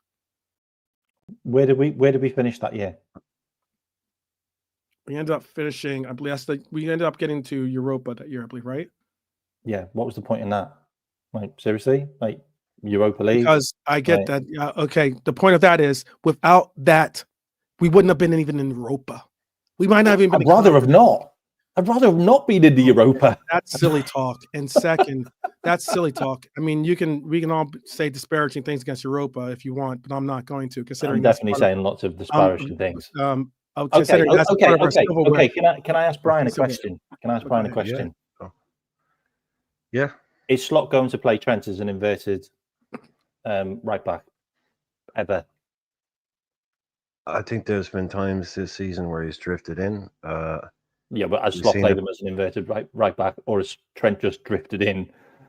Yeah, no. No was the answer. My issue was more that I was cool with us playing this inverted thing. I think a lot of coaches have noticed it's not a sustainable thing. It's something you can get a short. I agree with that too. I agree with that. Yeah. But the guy who implemented it's just lost his job after 6 months. Yeah, but I was just more worried about the fact that if we're going to build a squad, or we're going to build a team tactic and a shape around doing this, and it's wholly contingent on Trent being that guy because nobody else can do it, that to me was the problem. I always said, okay, this is cool, but what if Trent is out for 4 weeks? What do we do? That to me was, what do we do then? Because Gomez can't do it, Robbo can't do it. It's just like, so my idea, my problem was that this was building our team, LFC, Liverpool, around one guy. Yeah. I didn't like that.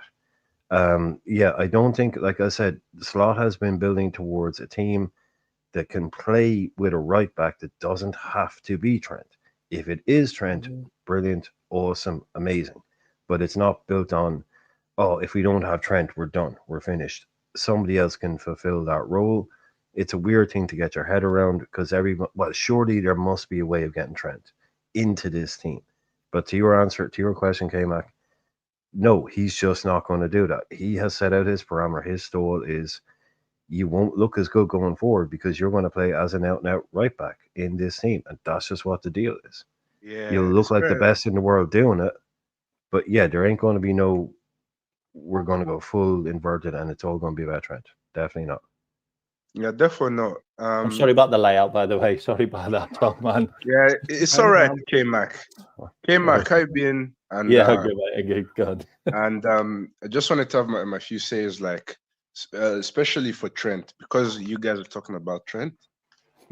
Trent, like, this season, like, it's been kind of weird, like, new system, new this, new that. And, like, Schlott, like, playing him as a defender. In the first few games, he was all right, got a few assists. But after that, like, the style of play, like, you guys rely more on your midfield rather than Trent. So that's the issue with Trent. And maybe him inverting, like, is going to be a detriment for Arne Slot's system. And you're going to concede more when he inverts. You know what I'm saying? Like, I think against Fulham, Trent inverting in a way was the reason, like, you guys didn't win. I tell you why. K-Mac, I tell you why you guys didn't beat Fulham. It's because of the Trent inverting thing. Because you had no balance. That game was a very unbalanced game. You know what I'm saying? Whilst if you had kept 11 men, like, the game plan wouldn't have changed. You know what I'm saying?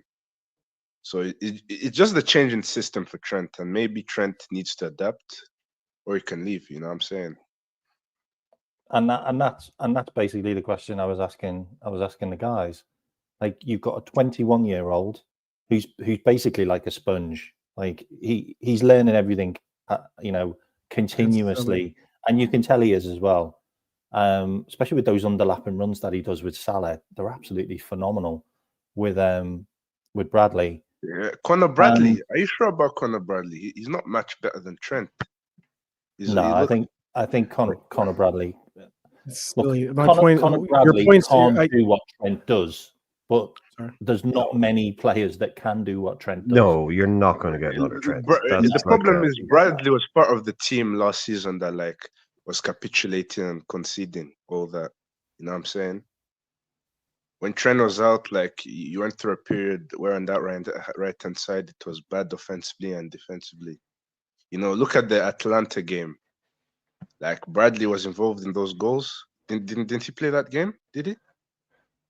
I don't know, actually. I need to look into that. Bradley had a good breakout season, but that was Bradley's first season, like, in playing Premier League football, like, period. But the thing is, it's Liverpool, though. Like before that, he was playing for Bolton. Like, he got Player of the Year at Bolton in the Championship. Yeah, and he scored like 7 goals. Phenomenal. But the thing about it is that can I just say that to Minerals, that I get with your perspective. Everyone can have an open opinion about the perspective of the game that we just went through for Fulham.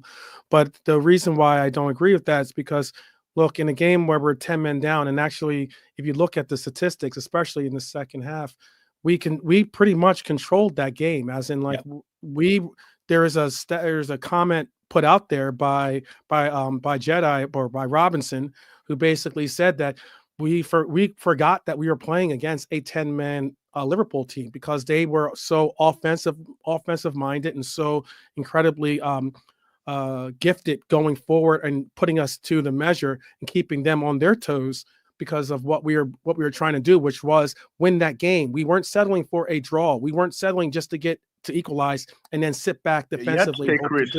But the thing about it is this too, is that, you can make your points about that we weren't playing this or playing that with Trent. But even when we saw Trent get put into, for instance, the Newcastle game, and he's playing more offensive minded, playing a little bit of inverted at times, but primarily was going forward with his offensive talents. That's the reason why we came back in that game, was because of a player like Trent, because you can't have a situation where you're going to put a governor on an engine that is Trent. And what we're doing is trying to maximize the fact of a talent that we have. You don't sit there and go, oh, he's an offensive player, so let's make him play defense and just focus on his defense. He's done an absolute measure of himself to say that he's going to focus on defense this year and try to make himself into more of a defensive-minded player. But maybe that's the reason why those numbers that K-Mac was speaking on aren't as high as they normally are. But all the same, Trent is a player that is capable of things that other players simply are not because of talent alone. Yeah, Why do you think Trent is Real a Madrid want generational him? talent for sure. Real Madrid don't want him just because he's got a fancy name. You know, they want him for a reason. Yeah, Right. Trent is special. That's the difference between him and Bradley. And this system has maybe hindered him because he's used to play in the Jurgen Klopp way. You know what I'm saying? But Slot is the manager, like you can't overthrow him. So maybe if they change formation, could that help?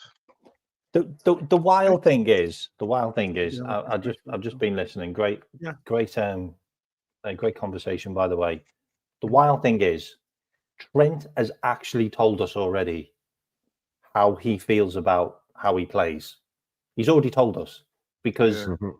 he had a conversation with Slot, and the first thing Slot said was, "Have a look at all of this here defensively," and Trent was like, "Oh no, he's gonna absolutely roast me for my defending." That's literally what he said. And Slot went, no, you're not bad. You just need to do this, this, and this. But there's a lot of good things that you can do. If your own guy is actually doubting himself defensively because he thinks his new coach or manager is actually going to slate him for his defending, then he knows he's not good at defending and he knows he doesn't do it well enough. Like, Because he's a he's telling special you talent. already, I think he's the telling word you you're already using is that he wrong, though. doesn't think about defending. And if you listen to the interviews he's done on many occasions, and I've got to be honest, why he keeps on getting all these interviews is beyond me. Like, Yeah, it's why questionable. is Trent all over the telly constantly, like Yeah, doing why all is these he trending? interviews? The problem is, and this Two point seconds, is for 2 seconds. Let me just finish, Sorry. Minerals. 2 seconds. He's even said the perfect thing for me. This is a perfect world for me. Is when I don't have to think about anything else apart from going forward. He said it. He said it in his interviews. it's Like, like driving on the drive. I just want to look forward and influence the game going forward. Dude, you're a right back. You should be next to your central defender, helping out. And you've not Absolutely. done that enough. Yeah, And Cook. Slot knows that. Sorry, go on. Listen, you're right, and I do agree. But because he's that talented, maybe Schlott has to tweak the system. Maybe I'm just for Oh, well, we're in the same situation as we were the last couple of years, then, aren't we? So Where everyone's accommodating for one guy, Mhm. and that's not how it works with How's that the Liverpool case? right now. It's just not how it works. Like, he took I don't think Trent that's the off case at because all. Trent was having a bad game, yeah. Right. And Robinson didn't do a thing when he took him off, and we looked so much more offensive. And we switched to a back three, and we put Gravenberch in the middle, and then we had 5 up front, and it completely flipped the game on its head, and we could have won the game. yeah, It's just fact. yeah, with those changes, like, change the dynamics of the game. That's for sure. Yeah. But this is for 12th man. Do you think that maybe Slot has to tweak the system for him, to fulfill his talents, or Trent has to suck it up? Well, Trent has made a concerted effort to say that he's going to focus on his defense more so. And what I was going to say is that there's been games this year that he has been a pretty exceptional defensive player. Sometimes the most notable defensive player on the pitch for us, but often because that narrative, I know I'm not trying to trigger some people, but that narrative is out there that he is a poor defensive player, and sometimes you can't get into a conversation without the first thing out of someone's mouth, like a Steve Nichols or something like that, saying, oh, well, defensively, he's this, but he's such a generational talent. He's this and he's that offense, and you got to do this and got to do that. The point is why I'm bringing that up is because, like, games like, for instance, against a Brighton, I think that Matoma is an actual absolutely menace on the wings, okay? And yet I saw a Trent Alexander-Arnold absolutely contain that player to the point where he was not relevant in the game. That's where you got to say, okay, yes, we get it. He is making a difference in his focus when it comes to actually trying to get results defensively or make contributions defensively. And there's other things and points. And again, you might say, oh, well, what did he do that game? Well, he had 9 tackles, he had 12 duels. I mean, like, he had 2 interceptions, 2 clearances. There's a whole lot of what he did on the pitch that day that is going to get overlooked sometimes because people are so focused on trying to push the agendas against this player. And it's a player that I think has a lot more of what Brian said earlier, a lot more positives, or a lot more of the positives that outweigh the negatives when you're talking about the player, because every player has some type of negative that you could really focus in on and say, oh, well, he's bad at this or he's bad at that. But constructively speaking, there's a lot of these players that play for our team, at least for the Reds, that are constructively better at a lot of different attributes that overshadow the parts that they're not. So one question to that, though. One question to that. Does your right back get a £350,000 a week contract? Look, If I was his agent, if I'm his agent, I'm saying absolutely. Does he become your highest paid player when all he does is defend? All he does is defend. Like, that's it. That's his job. But the thing is, though, he does more than that. He's a big part of the offense. He is, but he's going to be a standard right back under Slot. He is, because Slot isn't going to utilize him in inverted, and he's not going to play him in midfield. He's not going to play him as a DM. He's not going to play him as a right winger. Like, I don't know if that's completely accurate, considering that in Slot's other team, or Feyenoord, his right back, his left back do go forward. They do maraud forward. He does like marauding fullbacks that are more wing backs, if not less so than wing backs, or more so wing backs than they are fullbacks in the traditional sense that you're talking. Yeah, K-Mac, I'd just say quickly on that, I think if you change the profile of our centre forward, our fullbacks will get forward more, if that makes sense. Yeah, that's interesting. Yeah, don't forget Liverpool's. I've also noticed this, K-Mac. This is an unpopular opinion. I think Salah is Liverpool's most clinical attacker, because, like the rest, Gakpo is too inconsistent for me. Núñez as well. Núñez, he's a scrub. He's finished. Who else? Jota, he's too injury prone. Like it's not even a stretch to say that Salah is like the only one in your attack, pretty much. Salah carries your attack, in my opinion, because he's carried our attack this season, like 100%. Do you agree with me that some of the attack might need shipping as well? Yeah. No. Yeah. Considering that our attack had 5 forwards, we're the first team in Europe to have 5 forwards to have 10 goals or 10 plus goals and 10 plus assists in Europe. I say, not just England, in Europe. It's good. 10 plus goals and 10 plus assists. Standard. The thing is about standards. It shows that our forwards are certainly capable of scoring. They are capable, but they don't do enough. That's the thing. The problem is K-Mac, like they underperform the expected goals and expected assists. Do you agree, K-Mac? Yeah, you're not wrong. No, honestly, you're not wrong. That's the problem. And you have to. And if you look at the numbers, we've got 30. I think it's 30 GA from the left-hand side. From the right-hand side, which is just Salah. Just Salah. And then we've got 11 GA from the centre, which is Núñez and Jota, mostly Jota, by the way. Mm-hmm. And then you've got 20. I think it's 27 GA, maybe 28 GA now, from the from the left-hand side, which is Núñez and Capco. And Diaz too. No, Diaz and Diaz. Sorry, sorry, not Núñez. Diaz and Capco.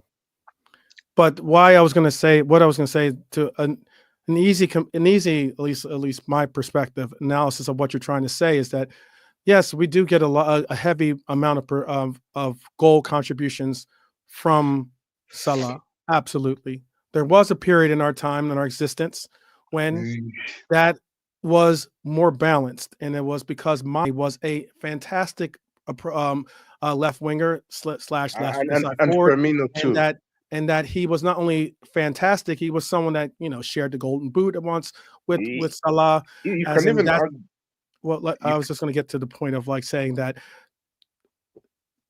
at that time with our 3 red arrows, it wasn't like there was a platoon going on the left side. There's now a period where we're now trying to figure out a way to get Cody involved more so with the offense, considering that he is a viable source for us to get goals. Yeah. So now we have Lucho that is a viable source. Cody's a viable source. You can say what you want about Nunez. I don't agree with what you said, but all the same. You have Diego also being a viable source to get goals as well. But if you look at that left side, that left side used to be only held down by primarily one player, and that was Sadio. But now that we do have Lucho, now that we do have Cody, now that we at one point we were even using Nunez on the left hand side. Now that you have variations, but yet Salah stays the consistent option on the right side. That's why you're getting the production differences in what you're seeing, and why Salah's production is going to look great and all well and good, but comparatively speaking against other names in the list, of course, it's going to be more slanted towards Salah simply because of the appearances, minutes, and the chances that he gets. Period. Yeah, another problem is Jota is injury prone. Yes, he can score, but you can't rely on him. K-Mac, don't you see? Like the thing about Jota as well. I talked about this before anyone jumped in. Hang on, I'm just. There you go. Okay, there you go. Changing the layout. There you go. Yeah, the thing about Jota as well is Jota's missed I think he's missed 62 games, and none of those games were through muscle injuries. They were through just accidents. Impact. Yeah. Just accidents on the pitch. Yeah. And we can all sit here and say Jota's injury prone, Jota's this, Jota's that.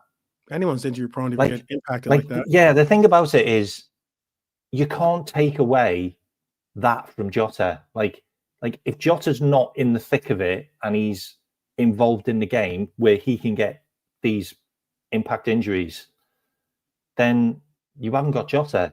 So what do you want? You're either damned if you do or you're damned if you don't. You want Jota to be involved in the game and to be in the thick of it where he can get injured. Otherwise, he doesn't get your goals. He doesn't impact the game. Or do you want ghost Jota, which we've had before, by the way, where he just completely ghosts in the game and he doesn't do anything, but he doesn't get injured, and he didn't score any goals for a year. So I want the latter.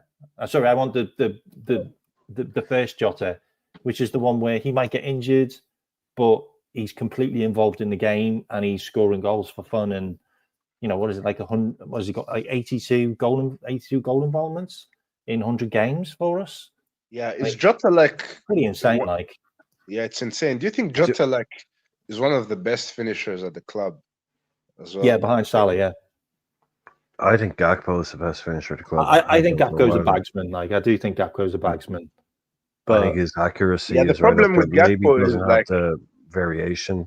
Yeah. Gakpo has kind of one move Robin-esque cuts in, but when it's that good, he may not have he can do stuff, he can chip stuff, he can curl them. Yeah. But to me, I think Gakpo is someone. If you said to me, I want someone to find the bottom corner, I'd be up there with Gakpo. Yeah, it will be up to Gakpo. But the problem with Gakpo is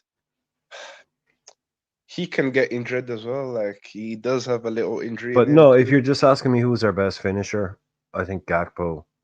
I think his technique is up there. There's some games where I see Gakpo miss easy chances for my liking. What I like about Gakpo, Salah misses some of these easy chances. Everyone's going to miss easy. Every Player misses some of the misses worst you'll ever see. Gakpo reminds me of. Do you know Gakpo reminds me of right now? Over the last probably couple of last couple of games, it reminds me of when we had Daniel Sturridge, and he used to be there for tap-ins. He's there for the easy chances. He's there to just put it away, like, and then your goal's there, like you've done that, like that's that XG that has to go in the net. Exactly. Like, and with Salah's got 9 assists now for Gakpo alone. Like, that's a real partnership. Like, he got 14, I think, maybe 14 or 16 for Mane in his entire career. He's got 9 already for Gakpo. Yeah. Slot likes there's something partnerships. flourishing there. Yeah, Slot likes partnerships. I think so. My problem with Gakpo is I like him, but sometimes Gakpo, I feel like he doesn't be his man enough for me. I don't think that's his trait. It's not his game. It's not his game. It doesn't sound like or maybe is he a tapping merchant like Jota? But with Jota, I can understand because he's not tapping. He's not any kind of merchant. Jota's not a tapping merchant either.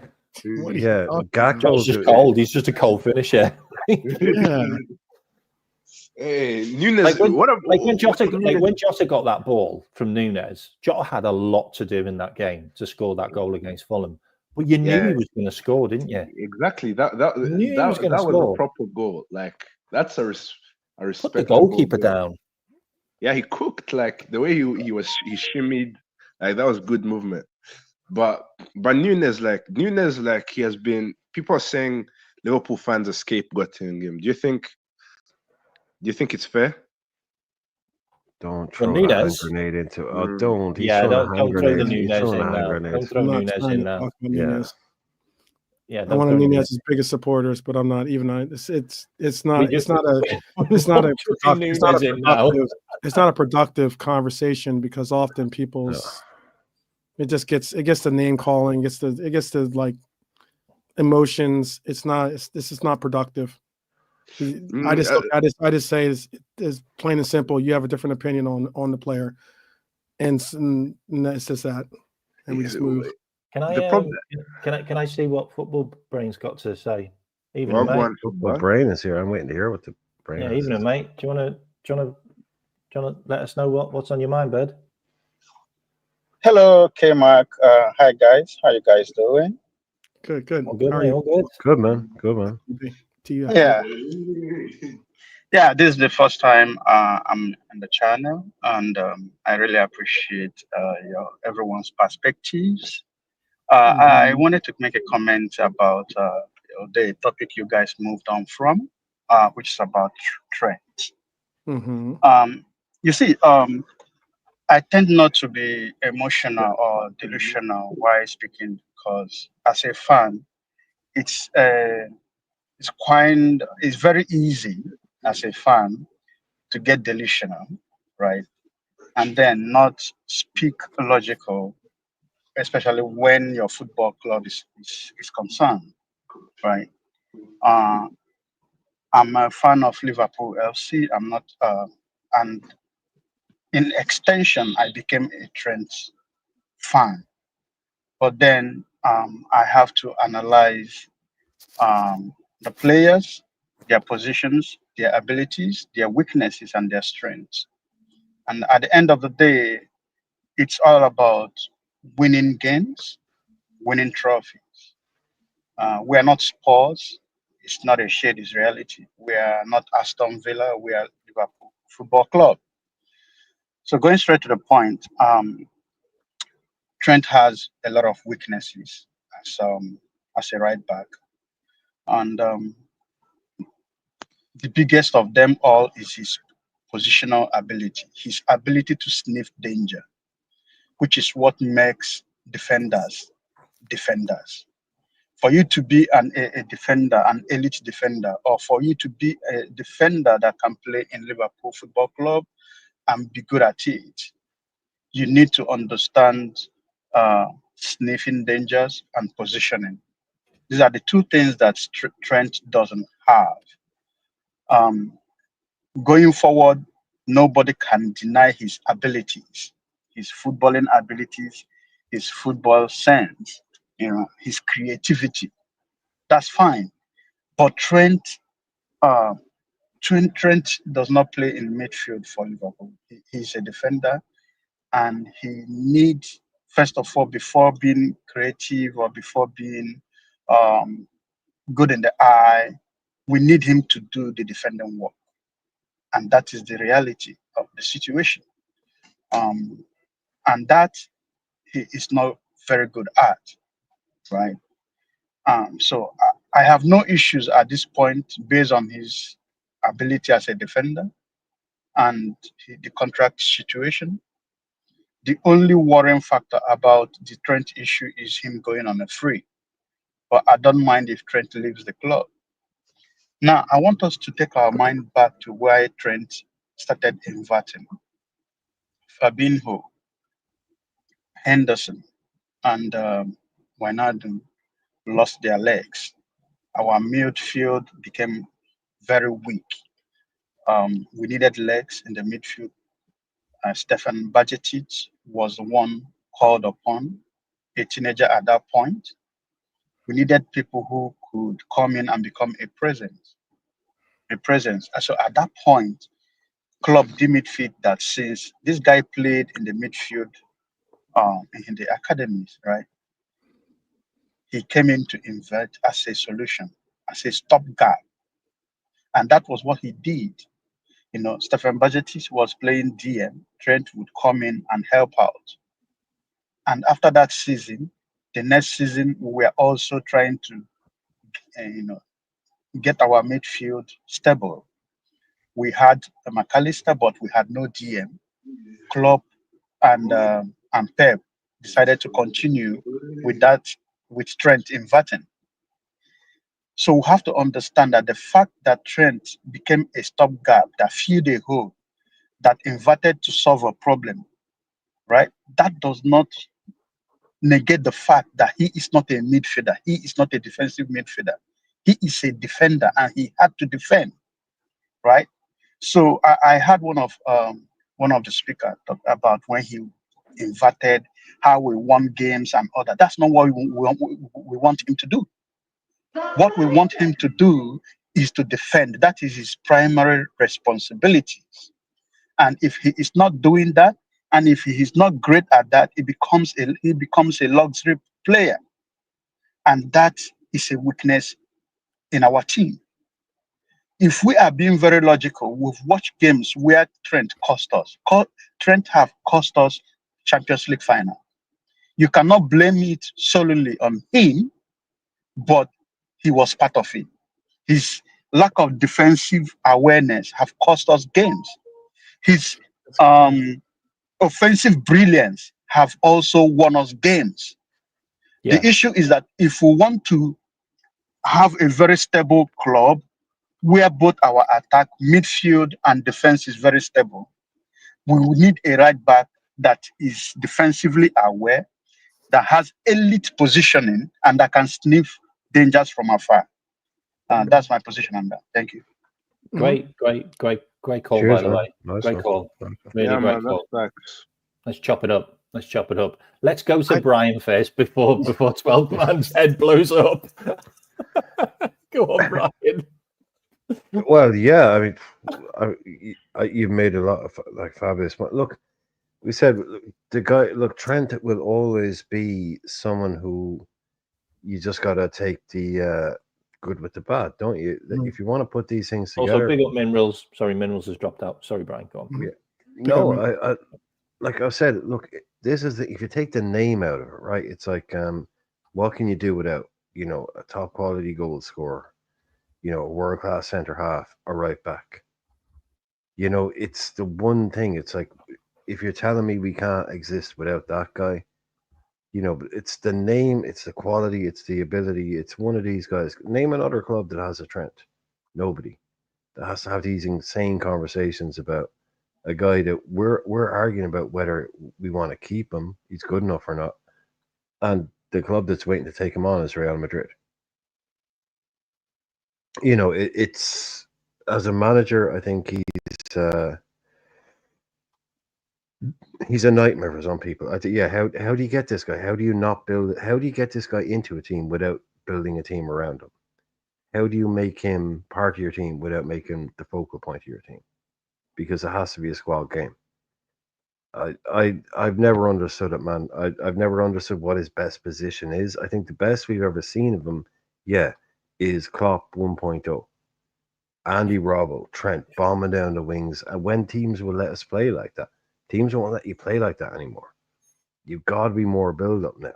They're not going to come at us so we can bomb down the wings. You see, every now and again, Trent still has that long ball in him. He doesn't even need to look. He knows where Mo is going to be. He can ping 60-yard ball. That's where Mo is going to be. Doesn't even look up. But those days of us just, 3 guys sitting in midfield and the boys just bombing down the wing, they're gone. That's not going to happen again. Not at Liverpool. Not probably in the Premier League for a while. So how do you get the best out of that? It's a mind fuck, man. It's a total mind fuck. On a Wednesday, I think I just wish he'd go to Madrid.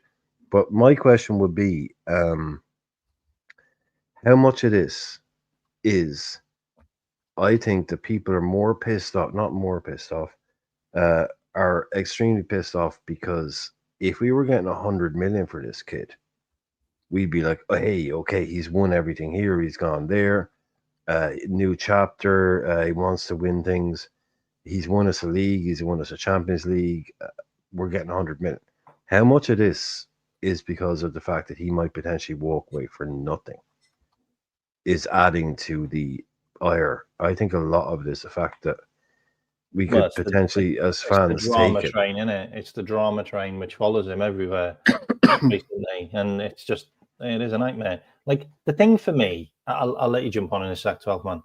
The thing for me is, why don't you just come out and tell us that you want to stay? Like, just do what Virgil and Mo did, and a lot of this negativity would be well gone, because people will be on your side.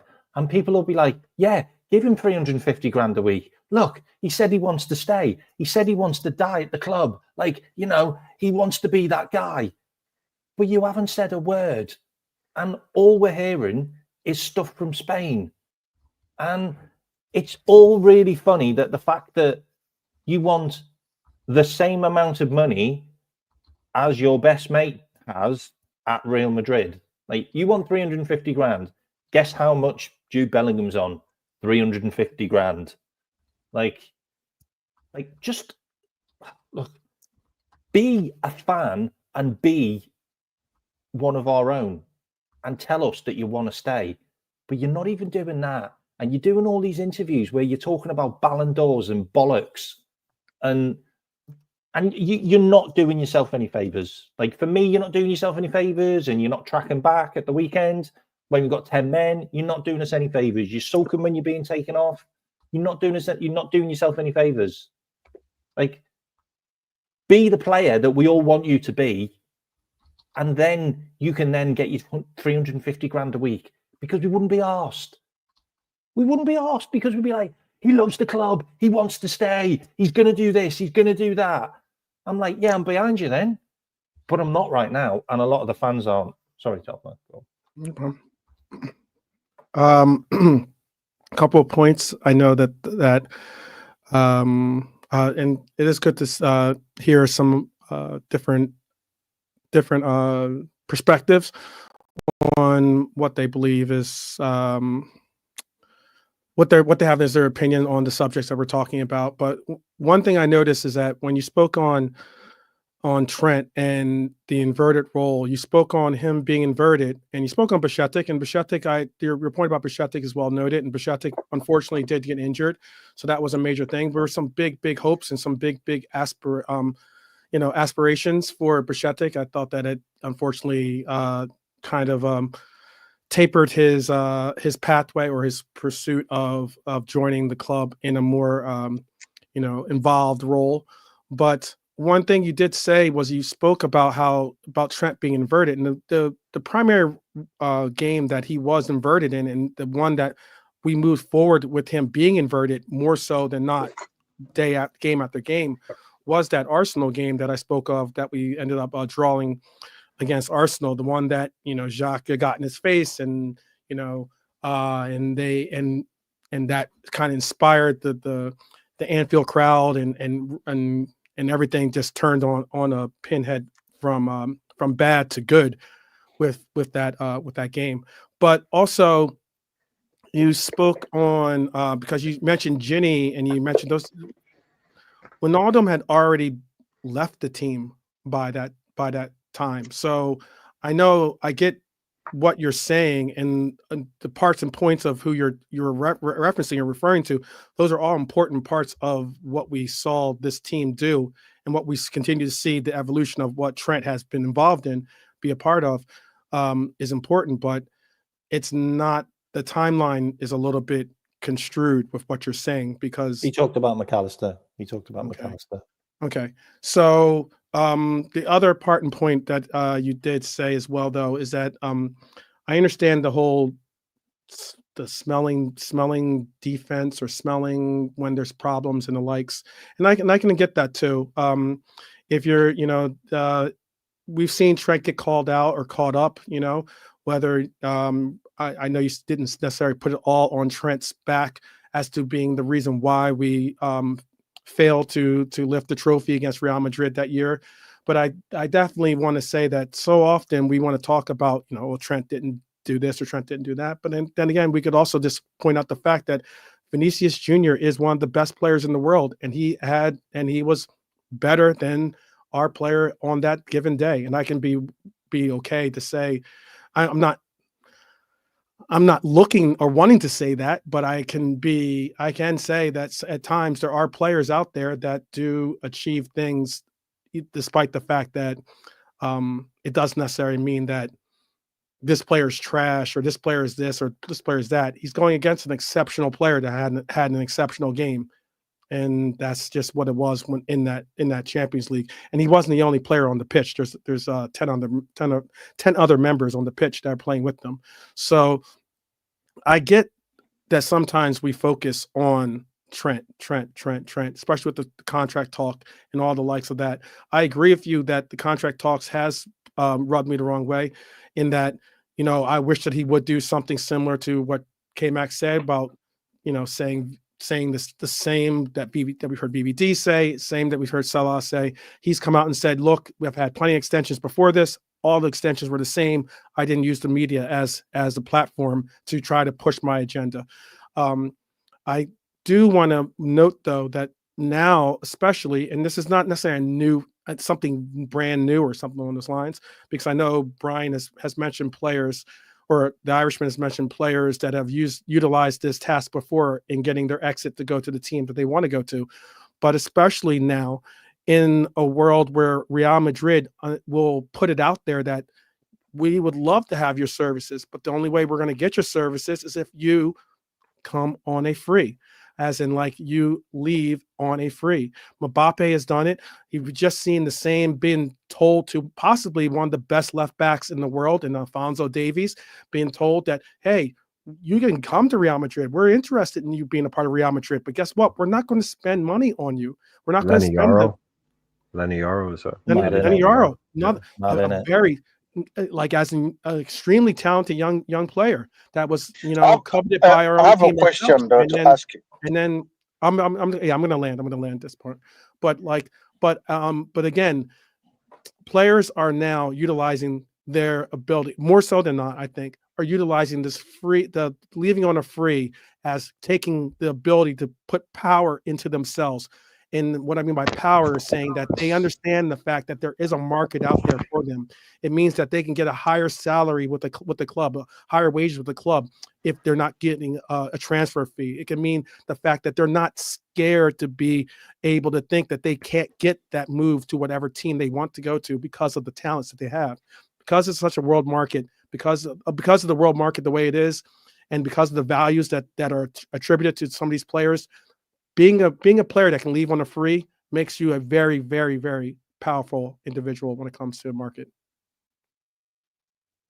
Does anyone want to comment? Because we're finishing off in 5 minutes. Okay. Yeah, I have a question, and I want everyone here on the panel to actually give me their perspective. So, moving Trent on or keeping him, which one will be the better option? Let me give you an instance. If Trent is going to stay, he's going to demand around between 300 to 350,000 pounds a week.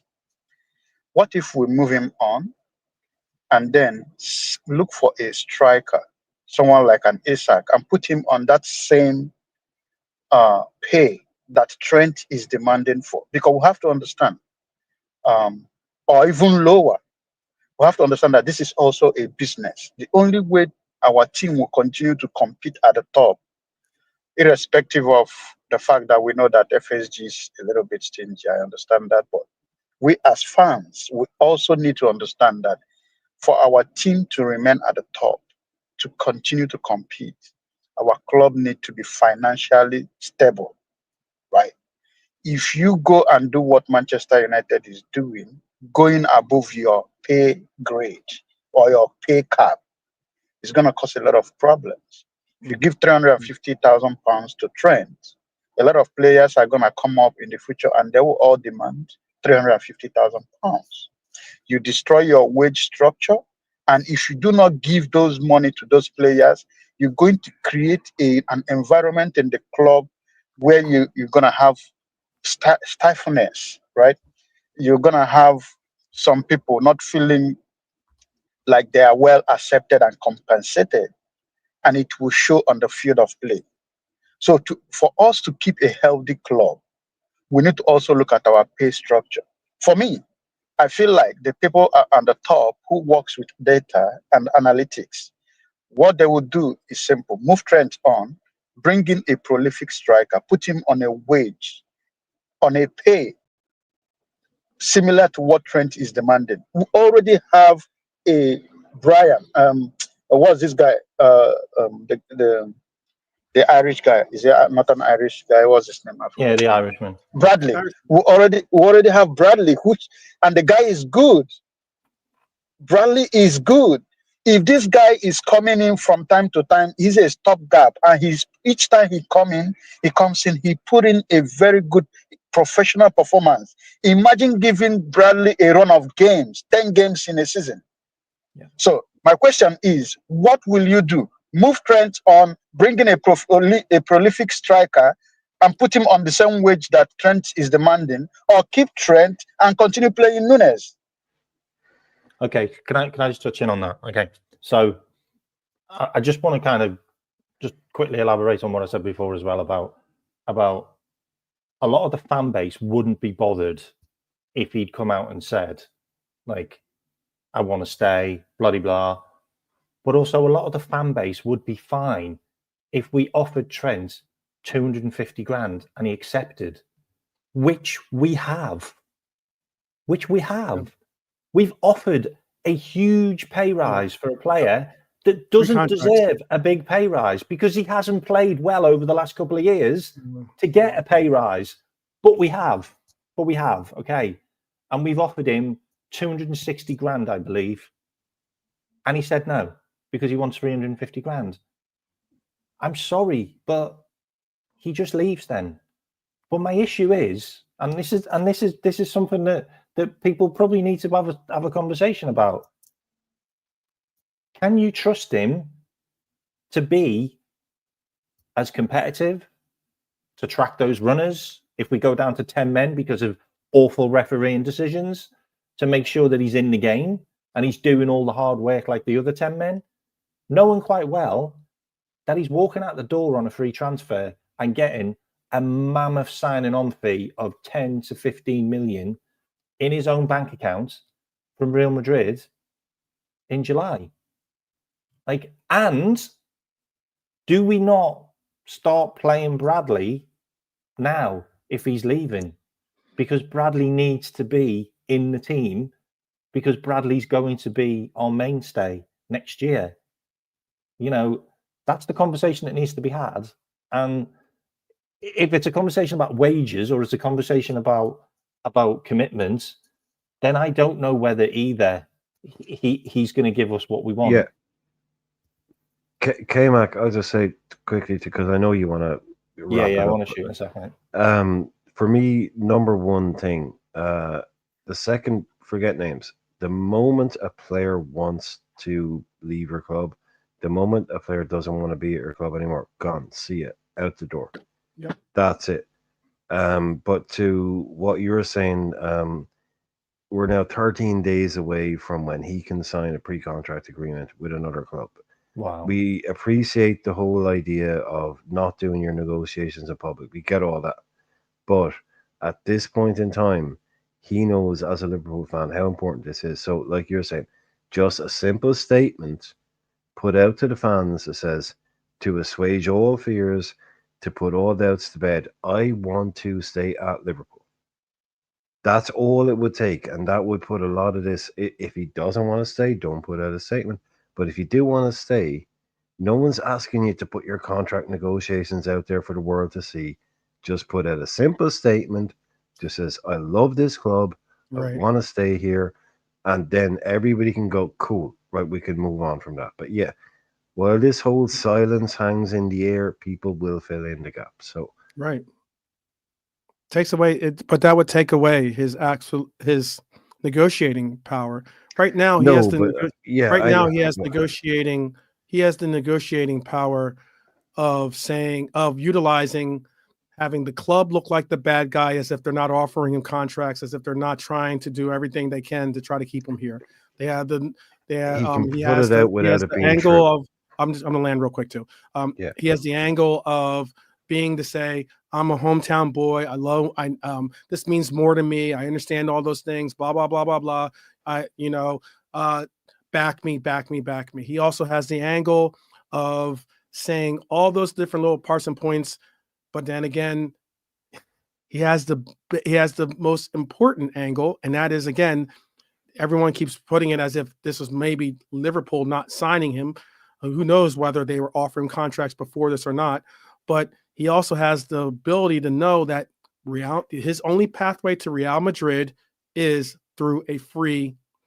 So Yeah, but what I'm therefore, saying, 12 he's minutes, he would he's still got hold it. all those And cards. Okay, well, He tell us could you still going hold then. all those cards without no, I don't think he would. giving that. I He, know. no, at this stage Well, right well, now, well, it's got well, man, then him just putting tell us out a if he's going statement that then. says, I want to stay. That wouldn't, he can just say, look, I put that out for the fans, you know.